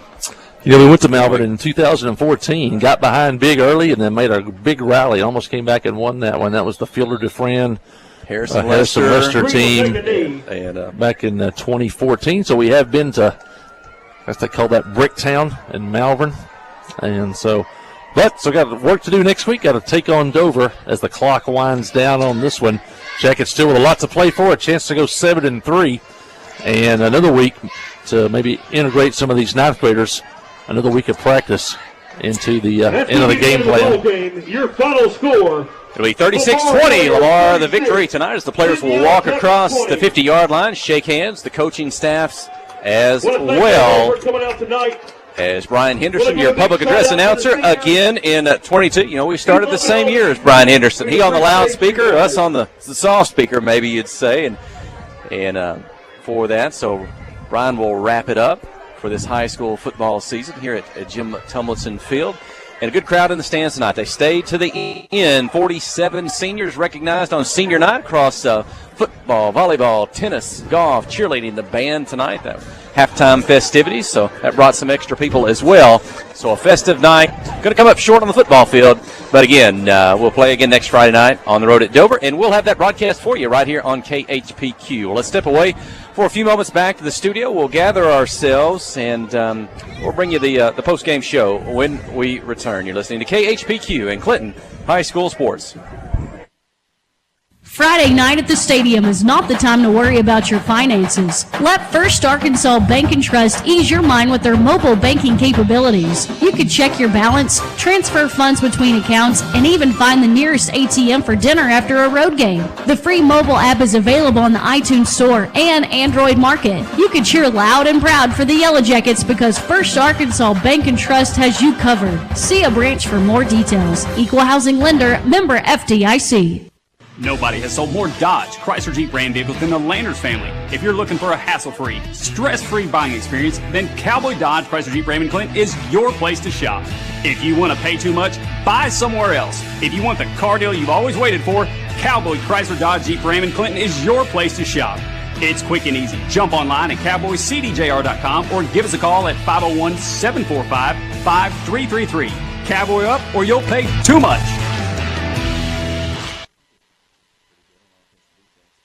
Nobody has sold more Dodge, Chrysler Jeep Ram vehicles than the Landers family. If you're looking for a hassle-free, stress-free buying experience, then Cowboy Dodge, Chrysler Jeep Ram in Clinton is your place to shop. If you want to pay too much, buy somewhere else. If you want the car deal you've always waited for, Cowboy Chrysler Dodge Jeep Ram in Clinton is your place to shop. It's quick and easy. Jump online at cowboycdjr.com or give us a call at 501-745-5333. Cowboy up or you'll pay too much. Hi, I'm Joey Dobbs with State Farm Insurance here in Clinton. We are proud to support Clinton Yellow Jacket Sports, and we're here to support you on and off the field. For surprisingly great rates on auto, home, life, and supplemental health insurance, stop by today. We're located just off of Highway 65 before the Little Red River next to H&R Block. Give us a call at 745-6323 or visit our website at calljoeydobbs.com. Like a good neighbor, State Farm is there.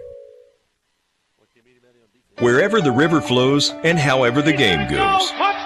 The River Company is a proud sponsor of Clinton Yellow Jacket Sports. Just like in sports, you want someone who has your back. The professional team at the River Company Insurance does just that. They'll work hard to find you the most coverage at the best possible price. Whether it's business, farm, ranch, personal, or automotive, the team at the River Company will get you exactly what you need. Sports is a team effort, so come join the team at the River, formerly S&P Insurance.